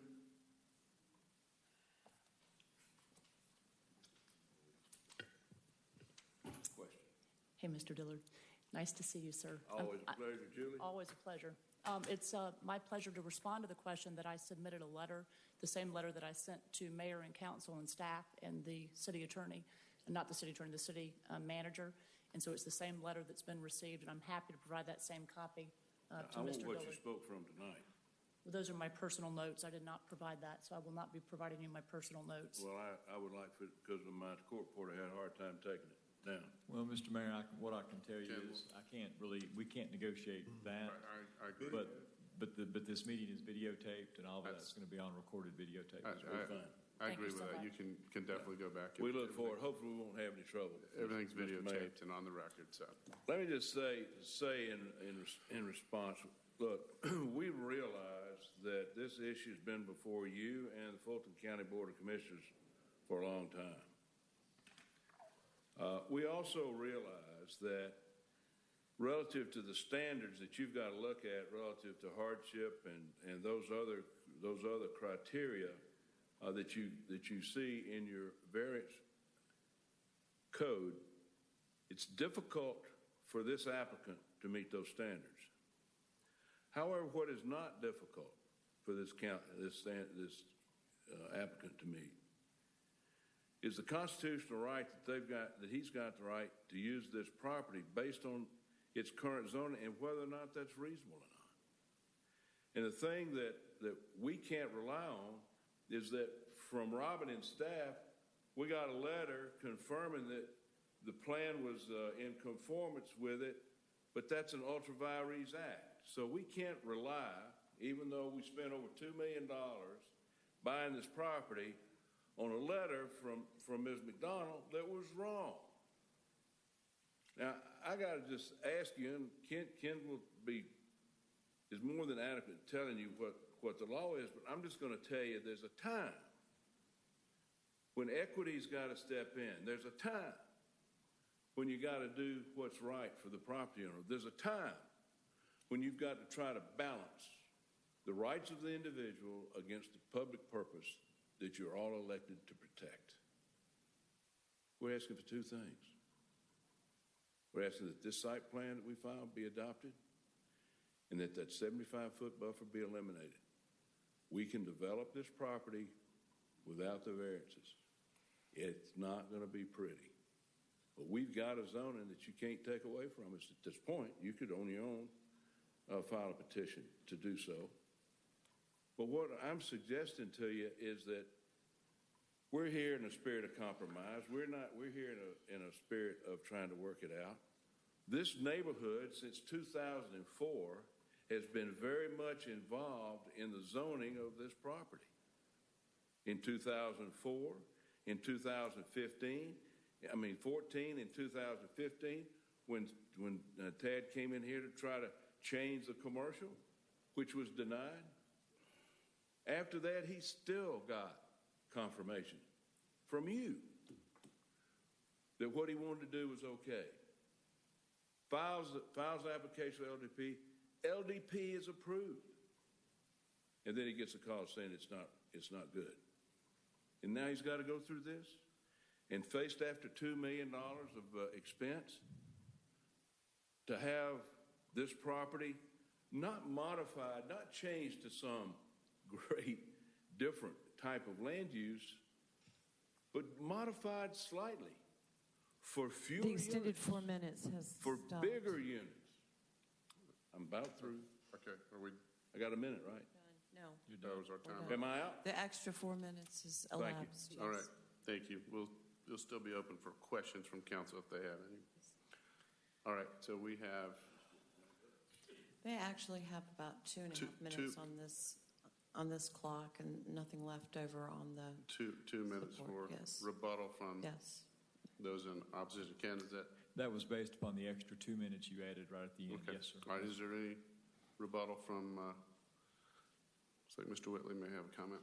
Yes, sir, Your Honor. I'll be brief, and I know the council, I appreciate the council's patience and thank you for your attention this evening. The site plan in this situation is conceptual, and the council knows that, so that's something that can be adjusted. I want to say that I have absolute support from Mr. Dillard and the property owner, and understand his presentation tonight here has been very impressive, but it hasn't been accurate or consistent with what the law is that you should be considering in this rezoning and variance. I have to say, having done a little bit of real estate law earlier in my career, there's something called buyer beware, caveat emptor, all those things that Mr. Dillard's very well aware of. When someone buys a piece of property, they assume the risk that property may have problems with it. And assuming there are problems, I'm not saying there are, it's something that's the responsibility of the purchaser. I would also say, let's don't threaten litigation in this situation, which is implicit in some of what I hear here tonight. Let's make this work. I think there's an opportunity for the city staff to meet again with this developer and talk over other opportunities. But as to this particular situation, I request the council to deny this rezoning application. You've heard from Julie Bailey, you've heard from Tim Becker, who've made more precise arguments, and they've actually laid out the case for you to hear here tonight. And I encourage you to be open-minded, certainly, to the developer's request, but at the same time, I request that you see this as an opportunity for us to continue the good growth, smart growth that we need in our city. This is an opportunity to do that here tonight and continue that. And so I suggest you vote against this request for a change of the zoning and for the variances.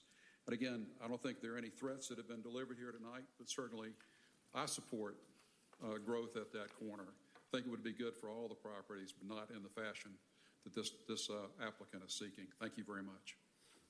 Okay, thank you. And for the record, I have a letter that I sent to you, Mr. Mayor, and the other council, and I'll submit that for the record. Thank you. Okay, thank you. And how much time is left, Sudi? 12 seconds. Okay. Are there any other rebuttal? If not, I'm going to close the public hearing on that then, on this issue. And I have the emails. Okay, if you would read out the names and positions from the email, Sudi. These emails all are in opposition. They were sent to the elected officials. First is Kim Horn. The address is not given. Next is Debbie Beauchamp, 500 Hickory Mill Lane, Milton, Georgia. Julie Zonner-Bailey, 255 Hickory Flat Road, Milton, Georgia. Jeff and Maureen Cook, 1660 Birmingham Road, Milton, Georgia. Cleveland Slater, 13670 Bethany Road, Milton, Georgia. Tim Becker, 15625 Canterbury Chase, Milton, Georgia. LaFar Frazier, address was not given.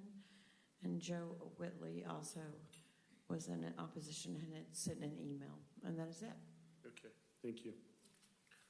Okay, I'm going to open this up to, first, is there any questions for staff from the council? Joe? Kathy? So there's been a lot of talk, there's a lot of information related to this, and there's a lot of dates. And this is one of those things that goes back an awful long way. The whole story seems to start in 2004, okay? But the first question I have for you is, how close to the actual meeting is an applicant allowed to submit changes to a drawing that we're going to discuss at that meeting?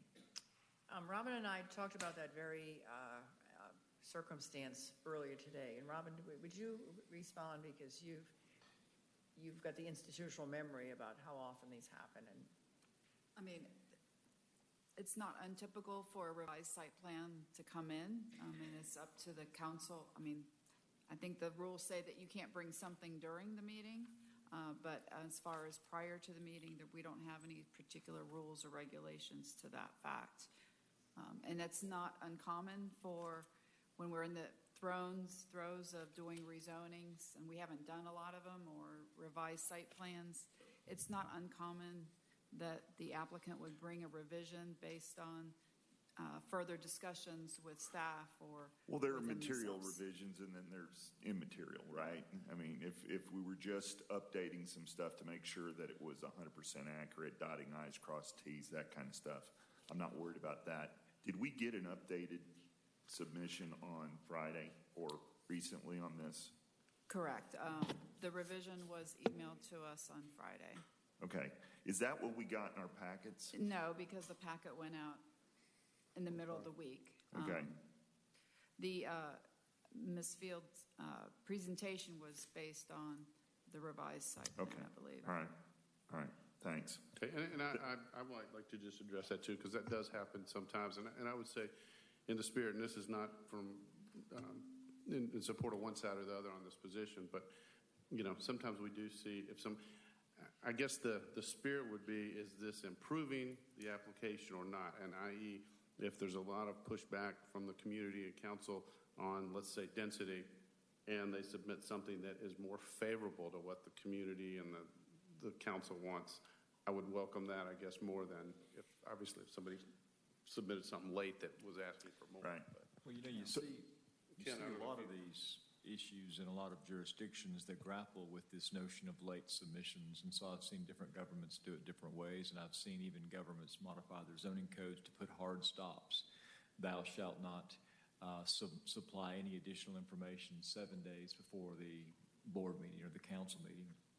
And of course, it invariably backfires because something good would have been worked out within that 7-day period, but they won't go through with it because they know it builds in an automatic delay if they do. So I'm just suggesting to you that there's no necessarily right or wrong answer. I will tell you that if something was submitted to your staff and they believe that it was inconsistent, a substantive modification or something that was inconsistent with what they received before, every expectation I have would be you would be met with a request by staff for a deferral of this while they could get a hold of that concept plan and make sure it's consistent. That's been my experience. Right. Well, I'm concerned about a couple of things. I mean, I'm not as worried about me because I can respond and, we can listen to what's being presented. I've got more concerns about citizens who are preparing specific comments and opinions about what was submitted, and they don't have access to the updates that we have. Sure. And so I just, it's a challenge, and I don't like the idea that we're letting that happen. So, but I appreciate that answer. The second is that there's quite a bit of confusion, I would say, on the number of units that are actually allowed in any one of these plans. And so I know we approved a revised plan in 2014, so I don't know why the 2004 plan is even mentioned, because if we revise it in 2014, that's what we should be talking about. Doesn't matter what was in 2004. Let's talk about what was in 2014. So how many units can be built on this property that are considered residential? Okay, so you want to, And I would butt into, I think a lot of us, right, myself. correct. I'll be happy. Would And I ask have that extra question copies too. So I did a comparison, and I'll. Do you want to put it up on here? Yeah, we can do that. So how do we do this?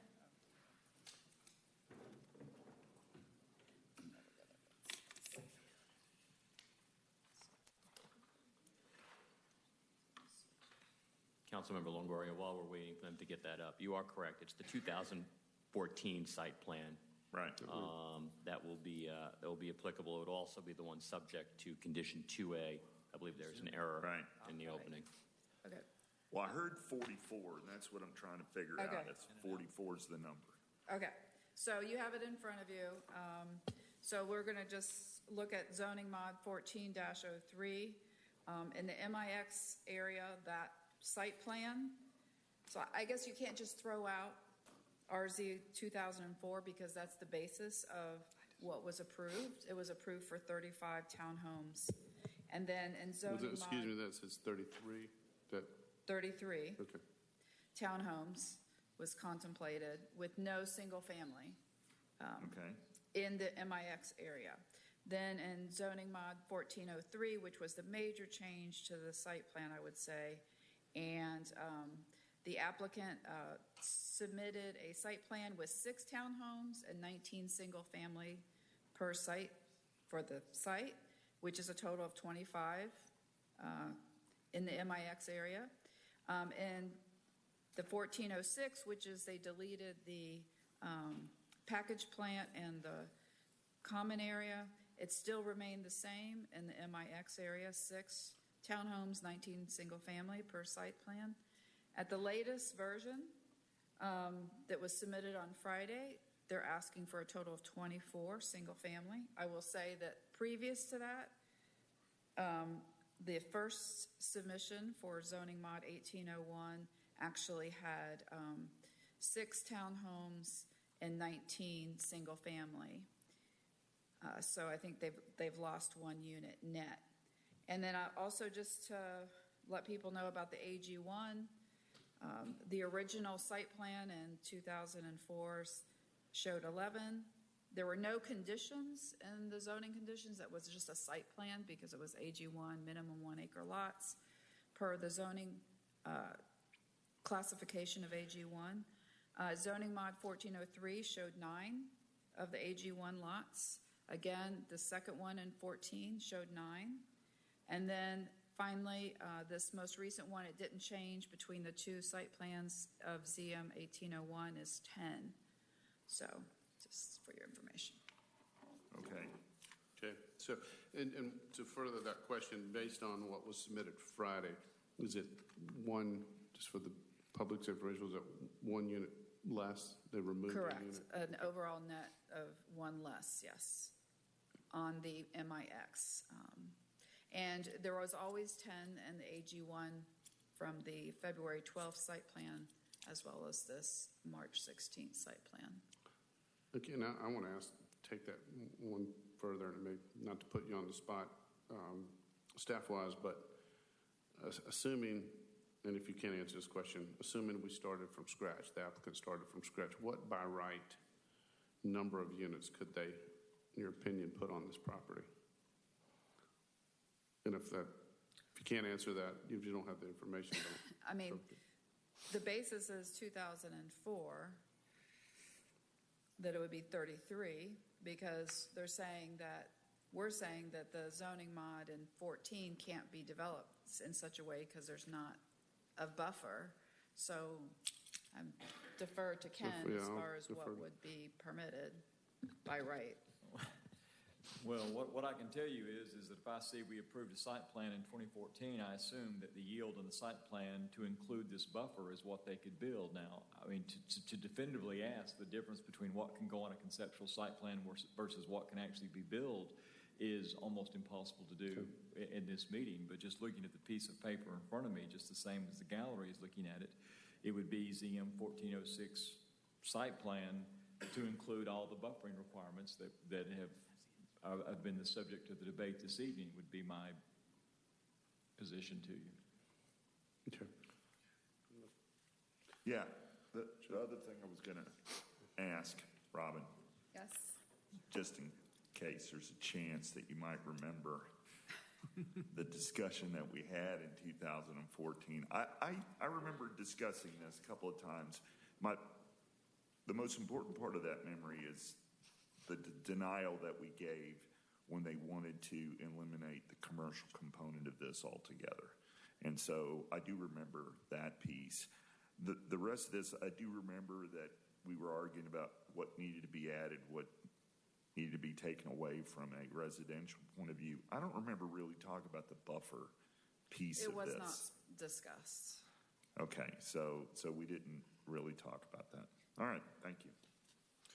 And I would say that's where I struggle with this too. And I listened to everybody that spoke, and both applicant and folks that I've heard from against it. You know, the buffer thing, and I know we've spoken legally, and as Ken and I talked, there's a technical answer and a practical answer. And, you know, the practical answer is when comes before council, it gets approved, the citizens, everybody's aware of it, and the buffer, you know, is not shown in there, the assumption would be that it's not there. Now, obviously, we've talked about the legal and the technical side too. So, you know, again, that's what's making this really a tough decision, based on what was approved by the city and assumed and moving forward. And I'm not putting any blame on anybody for that. So, Laura?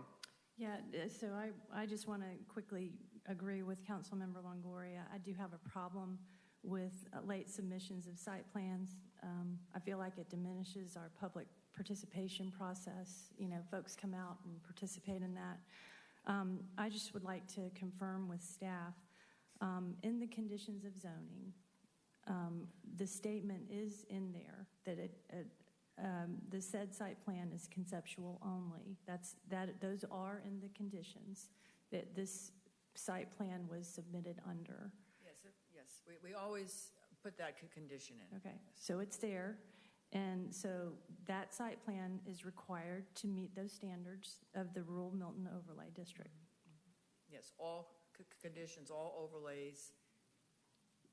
Yes. Thus the request for a variance to not adhere to that law. Correct. Okay, thank you. Okay. Anybody else have any questions for staff, comments? Matt? I do. And Ken, I was asking this earlier as well. So from the 2004 approval that was out there by Fulton County. And I'm asking the question in the question of, if it is denied, then what then happens, so that we're clear on that, right? So if 2004 33 townhomes, yet our current overlay requires mixed use, right? So we're not at risk of 33 townhomes from the 2004. Yeah, Councilmember Coots, I'm not sure that the 2004 site plan, from my perspective, again, it may not be staff's perspective, but from my perspective, is interesting from an informational standpoint only. But that's it. But that site plan has now been repealed, nullified by subsequent council action. So that goes back to the question I tried to address earlier, which was what could be built there. I think, irrespective of whether a buffer was shown on that site plan or not, that buffer continues to exist. Right. Otherwise, a mistake can negate the ordinances and the rules of the city of Milton, which it can't. Right. So it would be whatever is in that approved site plan to include the buffer on the ground. That is my position. So to clarify that, if you based it on that, they would just have to go back and rearrange the lots and locations and whatnot, and whether it's townhomes or single family, for purposes of to pulling an include the LDP, buffer. they would have to do exactly that. Yes, sir. Can I just clarify something for Councilmember Coons? So I believe we have an error in this section where it says to request to modify 2004-116. I believe in the July 2014 meeting, I believe it was under Section 2A, we adopted a new site plan as a result of that zoning modification. That's central to this question that Councilmember Coons is asking. Can you confirm that from a staff perspective, that in 2014 at the July 21st meeting, that in fact the new the site plan dated June 14th, I believe it was. I'll tell you exactly what it was. It was the site plan dated June 17th, 2014, that was in fact adopted at that point as part of the zoning modification. And if that's the case, that's going to be the site plan that determines what they could build at this point. I don't want to confuse that with 2004. Could you clarify that for me? Sorry about that. But so what you're saying, the 2014 plan that was approved, because I remember here two things that, that's what could be put on there, but then again, it did not include the buffer. That's entirely correct. If in fact in 2014 you did approve that that new site plan, that is correct. It's all correct. Going all the way back to 2004, the buffer wasn't on there, but that is of course captured in there that it has to conform to zoning. However, when we're talking about what could happen if you don't approve this, it doesn't mean it goes back to the 2004. It goes back to what was adopted in 2014 at the July meeting.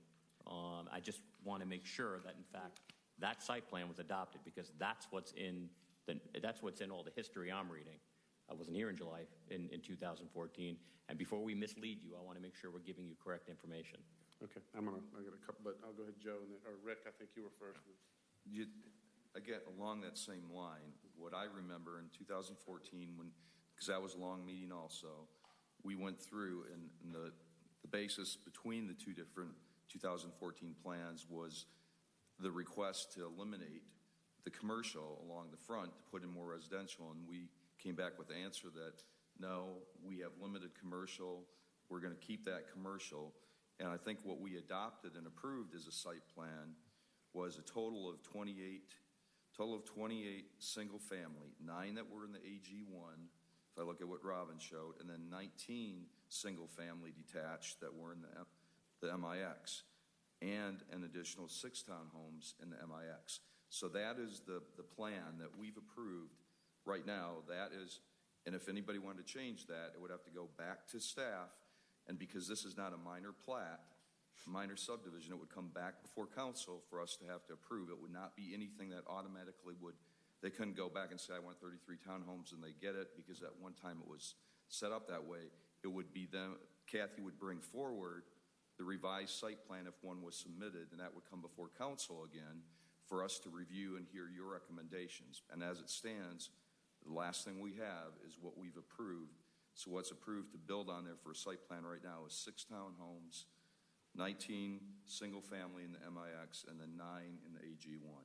Is that correct? If that was the site plan that was allegedly adopted in the July meeting in 2014, that would be correct. This is site-specific zoning, and that's exactly the way it would be handled. Please jump in if I'm mistaken. I'm hoping that I'm getting that answer as we speak. I apologize, but And I guess to simplify not where that, I I think what we're asking is if July 2014, if let's say August or September 2014 they started construction, what could they build? Is that? That's what they would build. That's the question we're asking. Okay, so let me just separate something. The commercial denial was actually in the beginning of 2016. That was, yeah, that was. So I just want to make sure that you understand that wasn't a part of Right. But what we've was done. approved is, So there were that's what 2 we're asking. zoning mods that were done, and the significant one was approved by you all on the June 16th. And it was based upon a revised site plan that was submitted on June 9th, 2014. And so I have that site plan here as well as all the zoning conditions. So. Okay, Joe, yeah, go ahead. Yeah, but so this concept of a site plan being conceptual cuts both ways, right? It's conceptual because it has to abide by all the other rules that exist in the city of Milton. The picture can't become the law. The law is the law, and the picture has to conform to the law. At the same time, okay, just because we drew 9 townhomes and 2 regular homes on there, and we said that we were going to allow them 6 plus 19 plus 9 or whatever the number is, just because it's not in the drawing doesn't mean anything either. That's what they get. So I want to make sure again, because now I've heard 2 different things. It's 6 townhomes, 19 single family, and then 10. Mr. Mayor, there was a slide. 9. Can we not Hold on have one the second. slide pulled AG1. back? There was Yeah, I a was going to slide say, in can the you put that slide back up, presentation Robin? I think I wasn't And I paying actually attention have is the problem, because that bottom row I ignored. Right. I ignored it. Okay, thanks.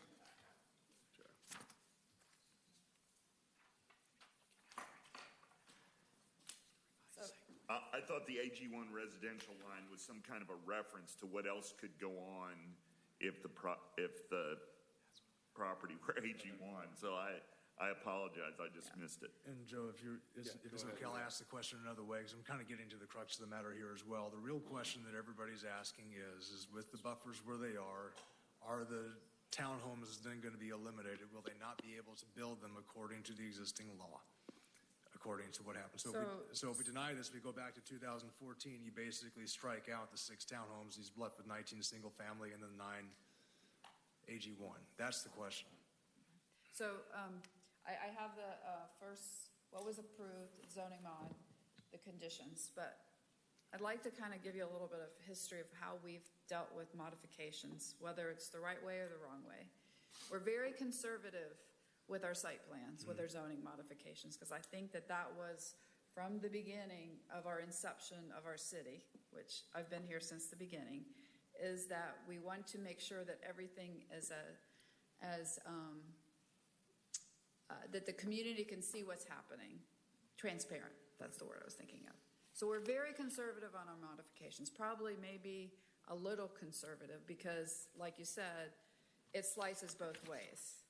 It slices in that we say it's conceptual, but when a developer comes and swaps out units and, even though it's allowed, we're like, hey, we want to make sure that the community knows what's going on. So just to give that a little background, that I think we tend to go for the conservative side of that double-edged sword. So with that said, this is what was approved by you all in June of 2014. So if you see that you can enlarge it a little if you want. Oh, you can enlarge it here. Okay. That's fine. So the condition was amended from the 2004 1C, because originally it said no more than 33 townhouse on 6.63 acres. And then we amended it, or you all approved, to say 33 townhomes and/or single-family dwelling units to give the flexibility, so it didn't have to be townhomes. So if you ask the question, can there be 33 townhouses, from what I understand, Mr. Gerard, it looks like they could do all 33 townhomes if they could physically fit it on. I'm going to jump in there. If you go to the second zoning modification in 2014, and I'm going to ask Ken how this applies. So in the second modification, condition 2A, I believe, changed this to the revised site plan dated June 17th, 2014. I don't believe that site plan indicated 33 townhome units.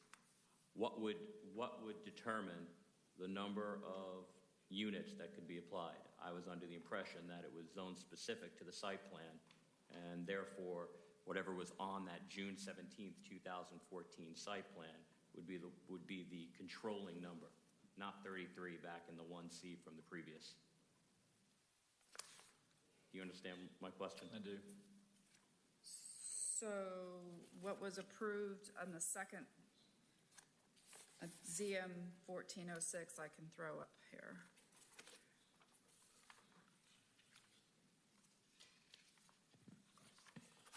So again, this is going to be your second one in 2004.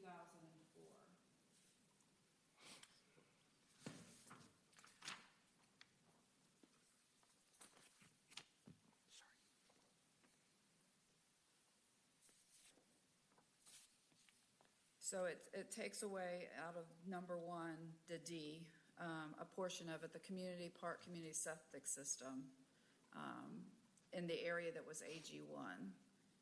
And then we revised the site plan, which is identical to the site plan that was approved the month before. So my question is, doesn't that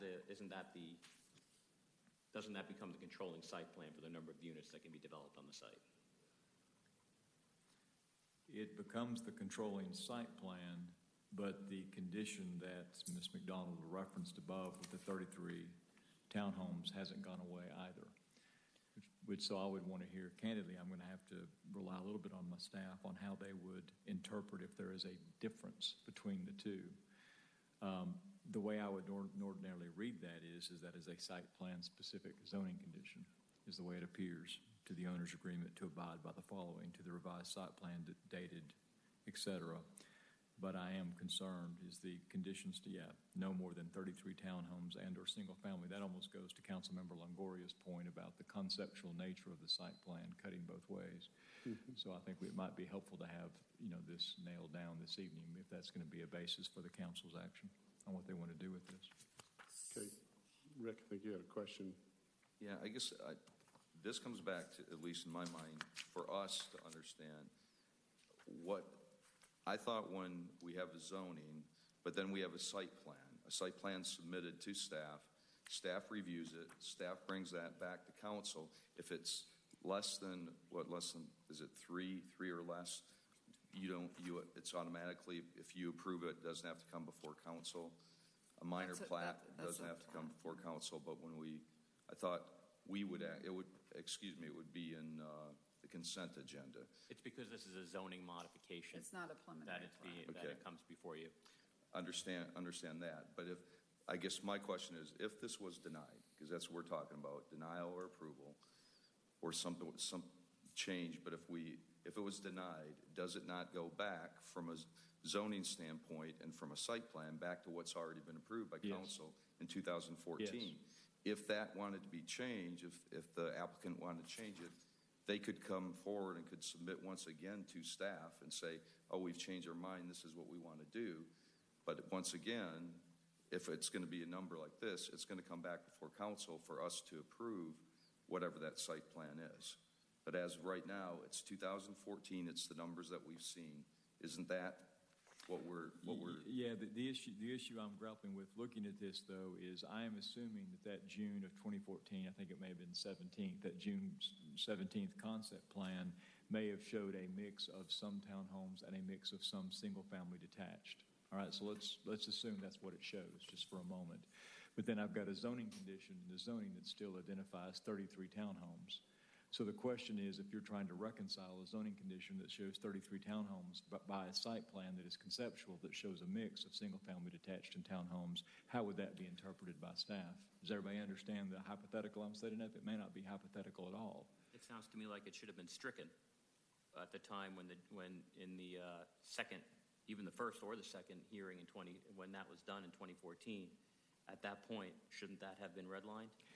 Well, it would have been probably to have taken out the 33 townhomes and reduced that dramatically to make it reflect more a mix of townhomes and then the single-family detached Ken, that was an residential. important point. Could you just repeat that?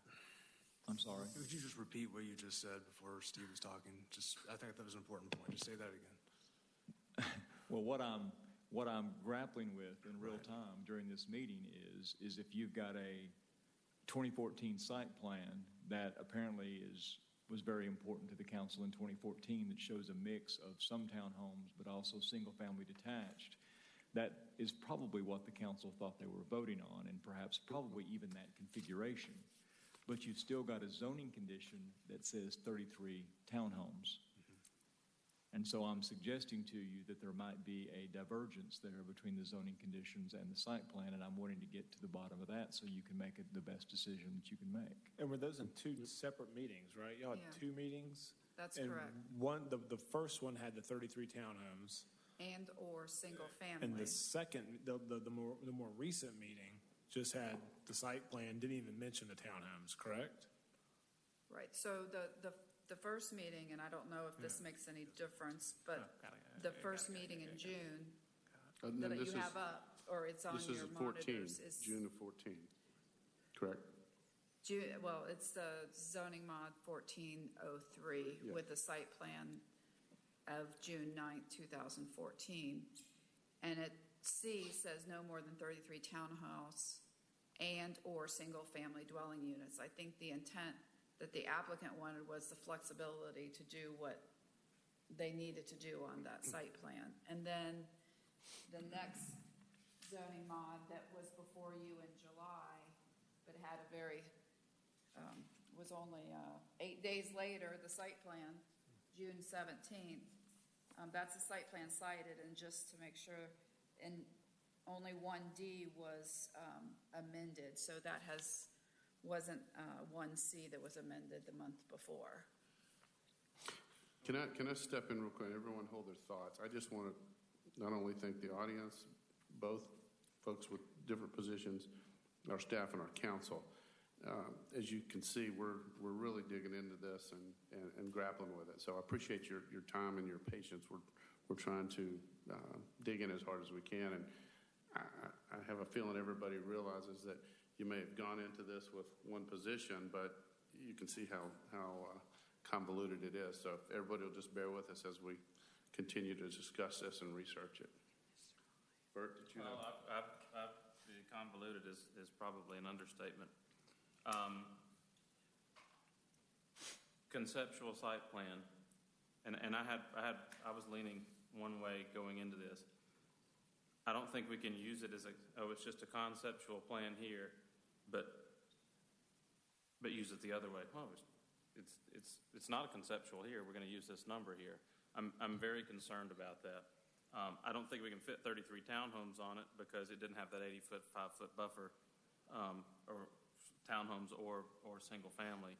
But I have a feeling that when we have a non-conceptual condition of zoning,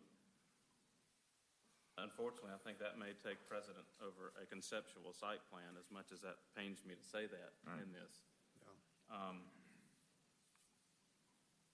Again, I don't think they could fit 33 townhomes on it if you take into the 85-foot buffer.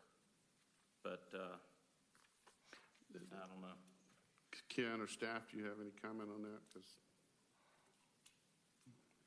I think that's the issue in play right now. Exactly that. So, clarify that. Are we talking, the condition is 33 townhomes zoning-wise, whether they can actually fit those in or not, or the, quote, conceptual site plan in, is it June of 14, with less than that? The conceptual plan but didn't show a buffer. Right. Again, I think the zoning conditions are going to be powerful. I will say that. I mean, they say what they say. However, I also think that the site plan was, I think, exactly what the city council was probably focusing on. It's the visual depiction of what they thought would be built out there. Candidly, Mr. Mayor, I mean, to the extent that you want a final answer on which one is absolutely going to control for purposes of you making the decision, I think I might want to camp out with staff a little more and ask them some questions about historical practice. And get a little better understanding of the timeline on this to be able to give you a definitive answer one way or the other. And I don't want you to make a decision that you feel is not based on absolute perfect, as good of information as you can have. I do think that's important to council.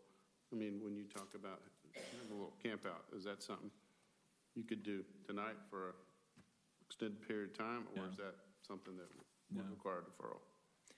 I think it would require deferral because I've got to talk to staff and look at some of the historical files on this and candidly ask some questions about how these sorts of discrepancies have been resolved previously.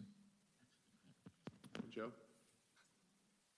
Just to be clear, if that's even possible at this point, if the applicant had submitted a drawing back in 2014 that had one home on all of this acreage, okay, and we said the site plan is conceptual only, the goal would have been we need to go back to the language that was part of this to understand what could be put there. So if this is just a conceptual drawing and I want to update it, there's got to be limits to how I can update it. The limits need to be called out in the language, correct? That would be a reasonable expectation, okay. Yes. And so right now, what we're grappling with is a disconnect between the language and the picture. It's a disconnect between which is going to control. Right. Okay. Would it be safe to say, and I know I can see the direction this is probably going, but would it be safe to say when you're considering the intent of council, when considering that original zoning modification, and we obviously will have to, in our work, we're going to have to go through and look at the minutes, but would it be safe to say that the intent of council in approving those zoning modifications would have been based upon that conceptual plan? And when we, and I know we're talking about it cutting both ways, but from the purpose of that caveat in there that it has to abide by zoning, existing zoning, would be for the reason to be able to, if there are errors in the basic concept plan, i.e. the buffer, that would not preclude the applicant or the city from holding them responsible to it. I don't think it's intended to be able to not hold the applicant responsible for the number of or whatever the zoning, whatever conditions they came with, number of units, whatever it was that they agreed to. That was what was driving the council decision to be able to determine whether or not they were going to approve those zoning modifications. And that may, in fact, drive the analysis on this, but I will also tell you that the typical reason between a concept plan and an engineered plan is the fact that one's engineered and one is not. And so what we don't want to have is an approved zoning concept plan that a developer can come in and say, well, you approved that line to be right there, and it's not engineered, and it's not consistent with our plan. So that it does cut both ways, but yes, I agree that the intention of the council is worthy of some deference. Yes. And I would just make that statement, and it may not be popular, but at the time, in 2014, what the council supported was that concept plan, which did not show a buffer. So in my mind, looking at the current application, is this better than what was approved in 2014? So. Well, the buffer is a product of your code, and so if the buffer was left off, that's exactly the reason you see language that says it's conceptual, because things like that get missed, but they're not going to be missed in an engineered plan that's getting ready for an LDP. And that's one of the reasons why we focus on that, so folks can't omit things, and I'm not saying purposely, I'm inadvertently, whatever, but can omit things and then bypass our rules because they omitted them. So that's fine. That's perfectly, that's the way every jurisdiction does it.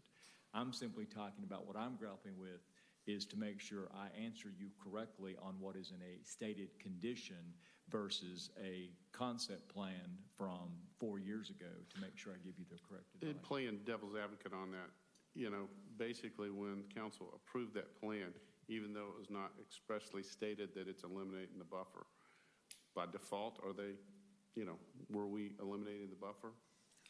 You were not, okay. because I don't believe that unless there is some sort of a bona fide advertised variance that you can do that inadvertently. Okay. Just to make sure I understand the risk as well. So the risk is while the buffer will still be there, if it's denied, he can still take the same number of homes and reconfigure it according to our existing codes with that same additional number, and we're not really sure what we get if that's the case, I would imagine.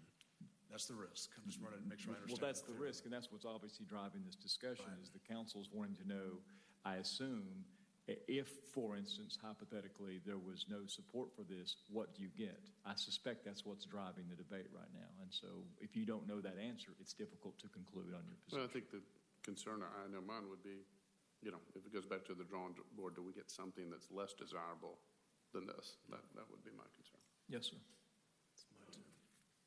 Anybody else? Rick? So there's never been an LDP polled with a final site plan. All we've had is conceptual, what came forward back in 2014. We approved conceptual plans saying, yes, this is what we'd like to see. That's correct. And in 2016, all we denied was the change of the plan, conceptual plan, where they wanted to eliminate the commercial. Correct. And put more housing. Yes, that's okay. But I will say, the language in the condition is pretty clear to the owner's agreement to abide by the revised site plan. And so I'm going to have to talk with staff, obviously, and give some serious consideration to historically how that has been construed, because I do think it is intended as a manifestation of the council's will and the developer's agreement to do those things. So I want to be very clear about that. But before I answer definitively, I do want to speak to council or to staff a little more. Okay, Bert? Well, as much as I hate kicking the can down the road, I think this is a prime example of something we need to defer. Sure. So we can try to make the best decision for both sides and for the city. So I would like to propose that we defer this until the, May zoning meeting. Is that a motion you're making? I'd like just to. Ask I'll make a motion and we can see. Is there anybody else that wants to? That would be May 21st, I believe. I'll second that. 7th and then 21st. At this point, it doesn't really. Hold on one second. I will defer to council when you want to defer it, but this is going to be a decision only. You don't need to kick it quite that far. If you don't want to, okay. we can have this answer for you before then. May 7th. Yeah, sooner the better. May 7th. Okay, so you're making a motion. I'd like to make a motion to defer this to the next regularly scheduled city council meeting, April 9th, 2018. Okay, do I have a second? Second. Okay, I have a motion to defer till what date? April 9th. April 9th from Councilmember Hewitt with a second from Councilmember Bentley. I don't typically like to defer something if we're just dragging it out. I totally respect for the applicant and also the citizens, but it sounds to me like we need some more information answered. And before we vote on this, could staff get us all some of those little knives to hand out to everybody in the audience and us? As a point of order, I would just like to confirm a date that, if I may. You may not be aware of April 9th is the first day after spring break for the entire Fulton County and all of City of Milton citizens. The 9th might not be convenient for citizens. Okay. And question or comments that may be a consideration, but we have not voted yet, so I've got a motion and a second. I'm not sure if that... The only thing I wanted to add in there is if in the materials that we reviewed for that meeting, if we could have the 2014 site plan, however conceptual it is, included, because I think that would help. Okay. Would the maker of the motion consider moving it to the following meeting? That's fine. The 16th. We would just need we just need the maker to indicate that in the second to withdraw their second. Okay. What's that done, Kate? I'll change my motion to April 23rd. Do I need to ask, point of order, does the second Do you need to remove it first? drop? Yes. Yes, you need to remove it. Okay. That's fine. So I've got a motion for the, what's that day, the 23rd. April 23rd, and a second by Councilmember Bentley. Second. That's what it doesn't say second by Councilmember Bentley. Okay. All right. So any discussion on that? All in favor, please say aye. Aye. Is there anyone opposed? Okay. We Mr. Mayor? have a deferral. You need a potty break? No. I want to ask publicly, just, I guess, a question from the discussions we're having up here. Would it be smart to bring up on the next work session, talk about when we're going to allow submission, last submission, if we're going to change that? We certainly can. Monday Yeah, night. that's- I mean, would there be support, anybody into? I'm okay with discussing it. Yeah, we'll get. Okay. Okay. See where we're at. We didn't even see what they said.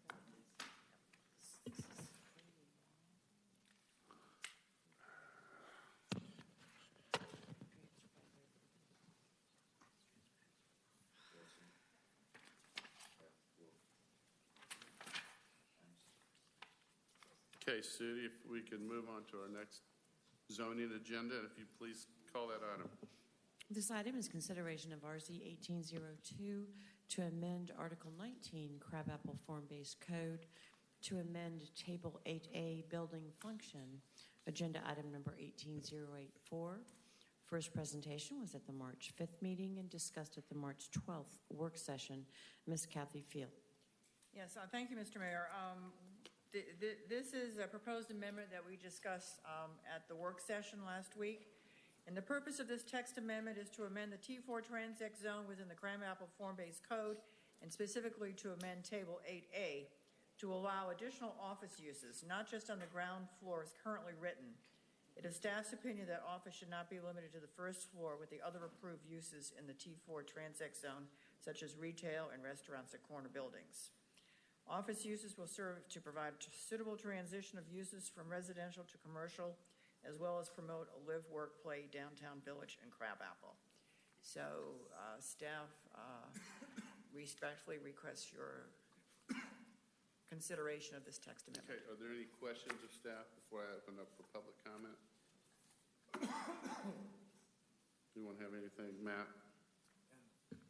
This is for the office that we were talking about last week, right? So Yes, primarily for attorneys, CPAs, not really retail, right? That's right, just Residential. offices. That's Okay, right. just The clarifying office use as we define it, yes.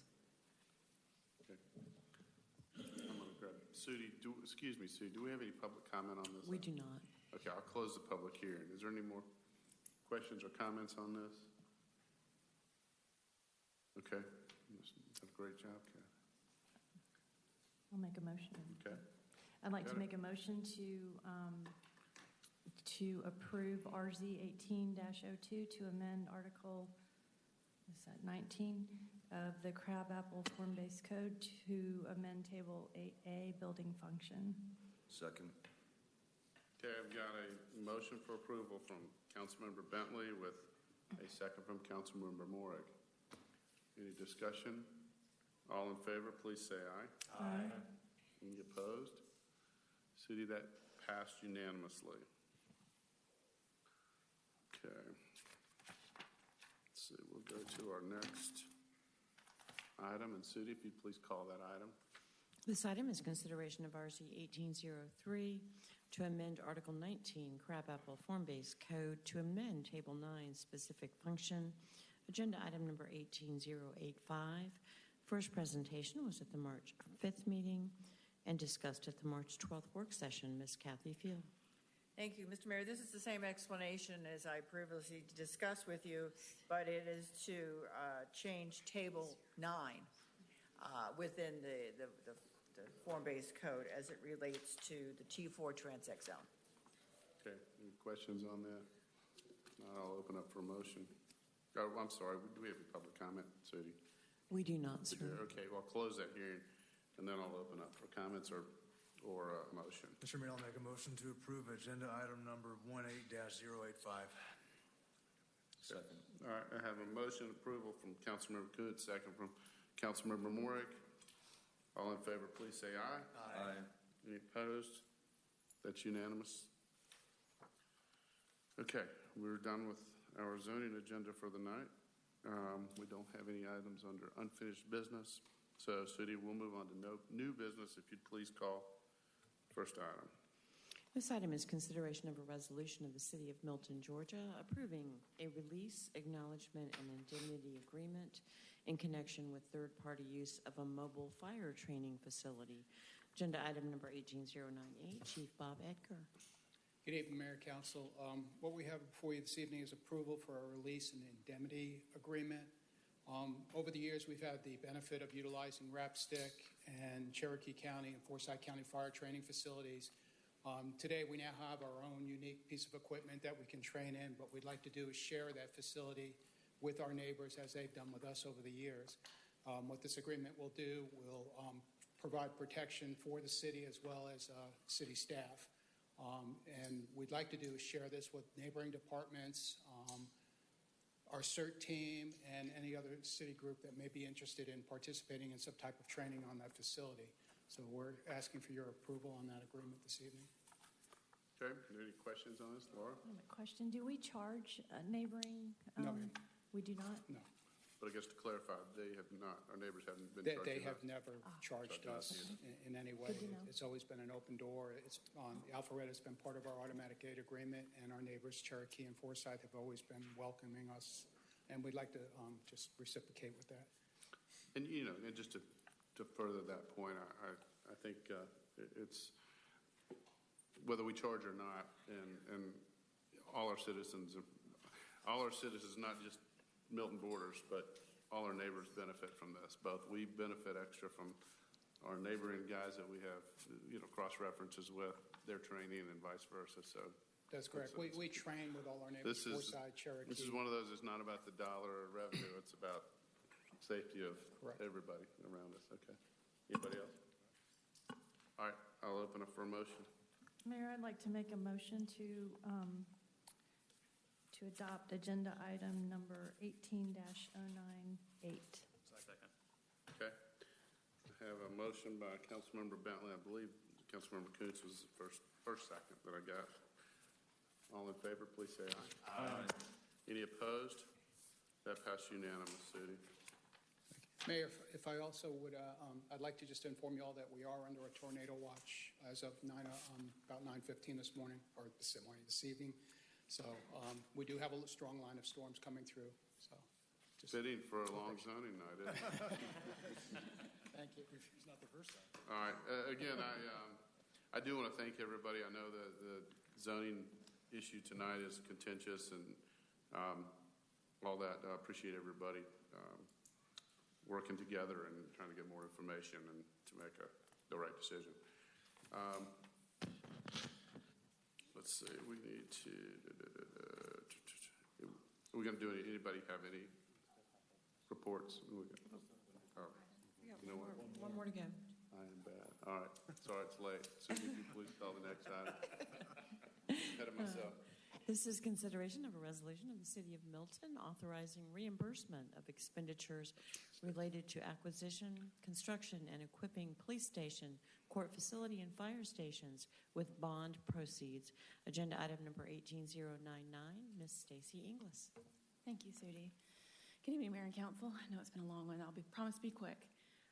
The intent of this resolution is to simply state that we are using the bond proceeds to reimburse the city while we are going through the issuance process of the bonds. So I'll be happy to answer any questions you might have. One question. Okay, Matt.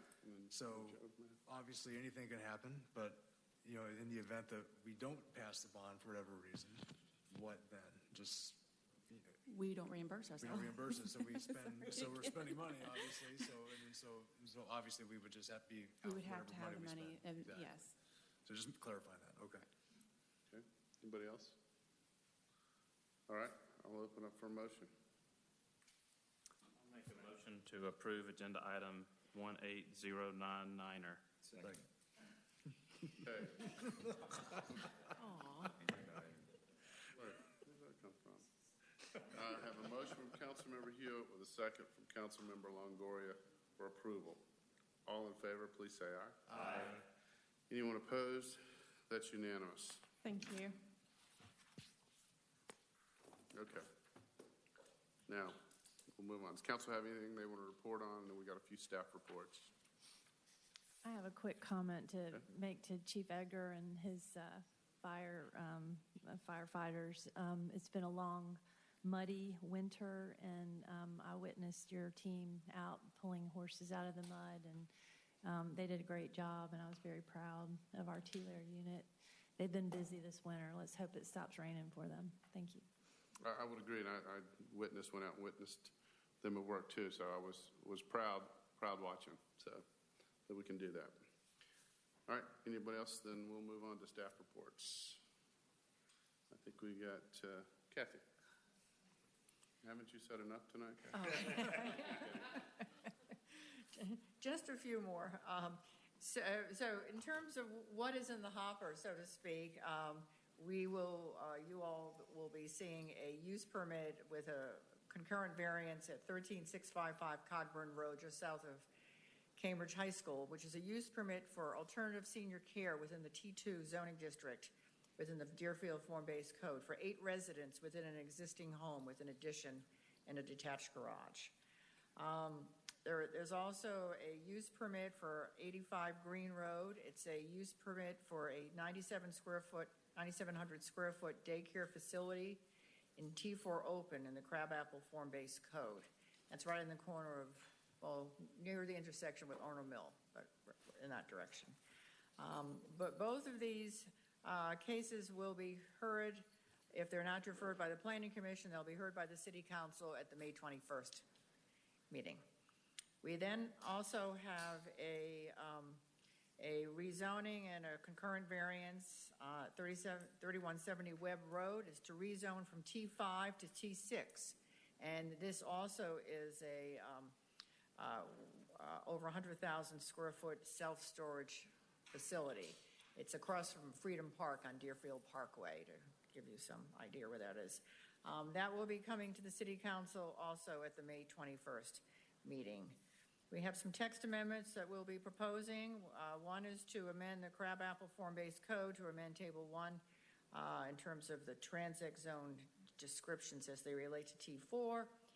We will have a rezoning in the Crabapple Form-Based Code. Well, it'll be text amendments dealing with both the Crabapple and Deerfield Form-Based Code as it relates to lodging. We'd like to increase the amount of hotel units for each unit.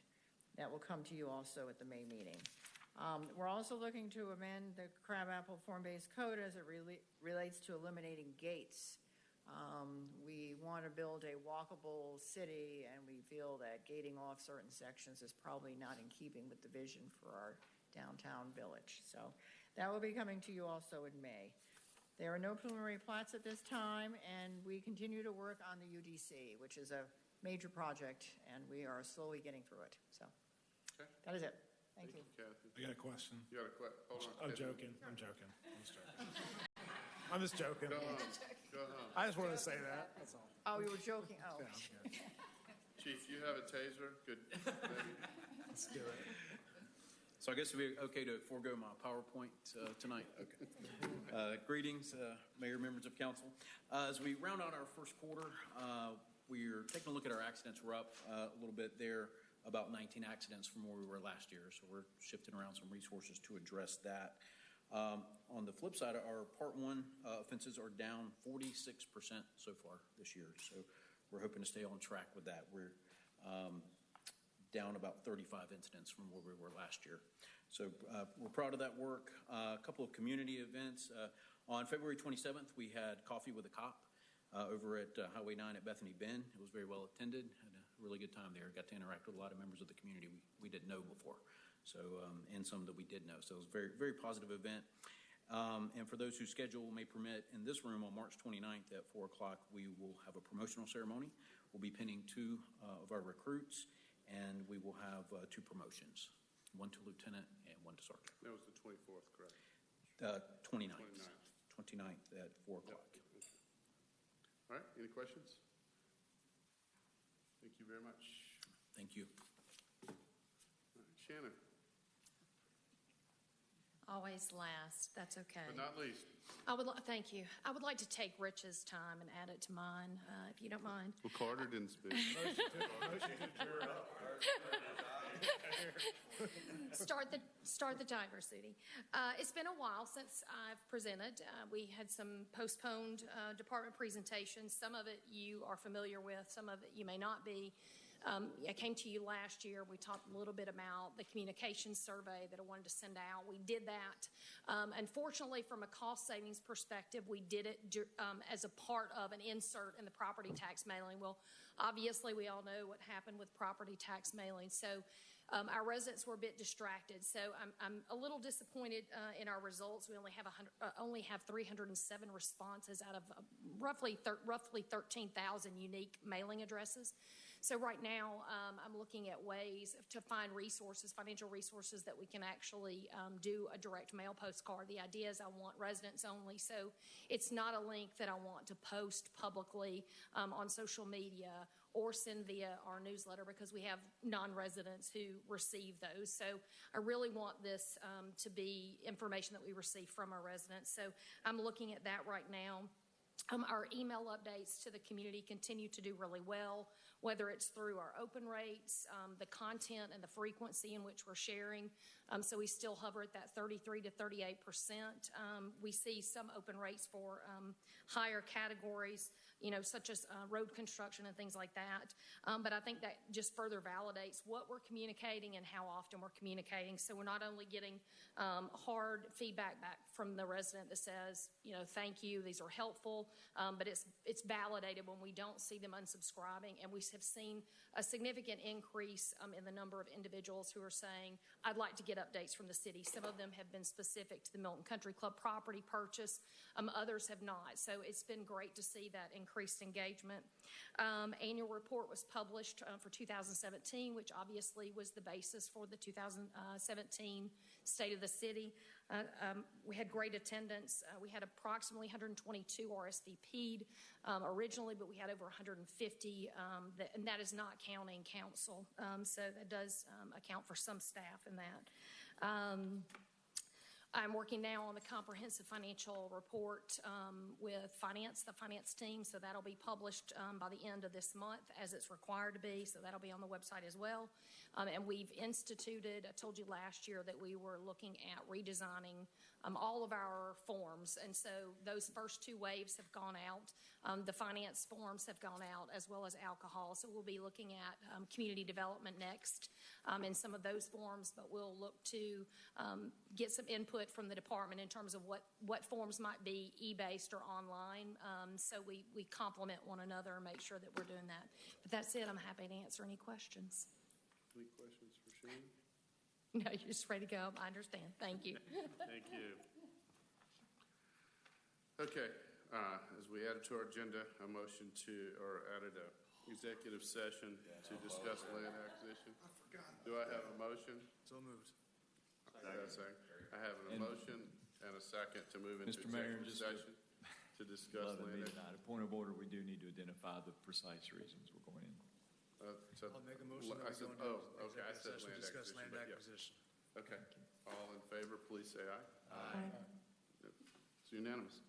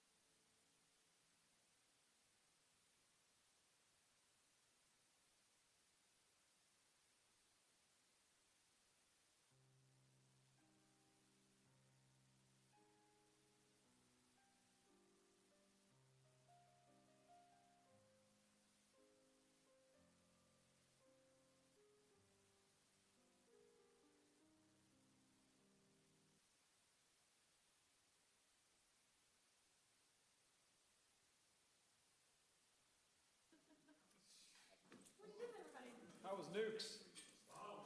Isn't it good? I enjoy that place too. It's like a mini Panera Bread. All right, do I have a motion to reconvene? Second. I have a motion and a second to reconvene. All in favor, please say aye. Aye.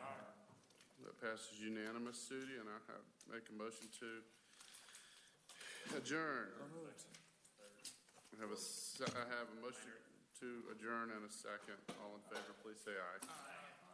That passes unanimous. We're done for the night.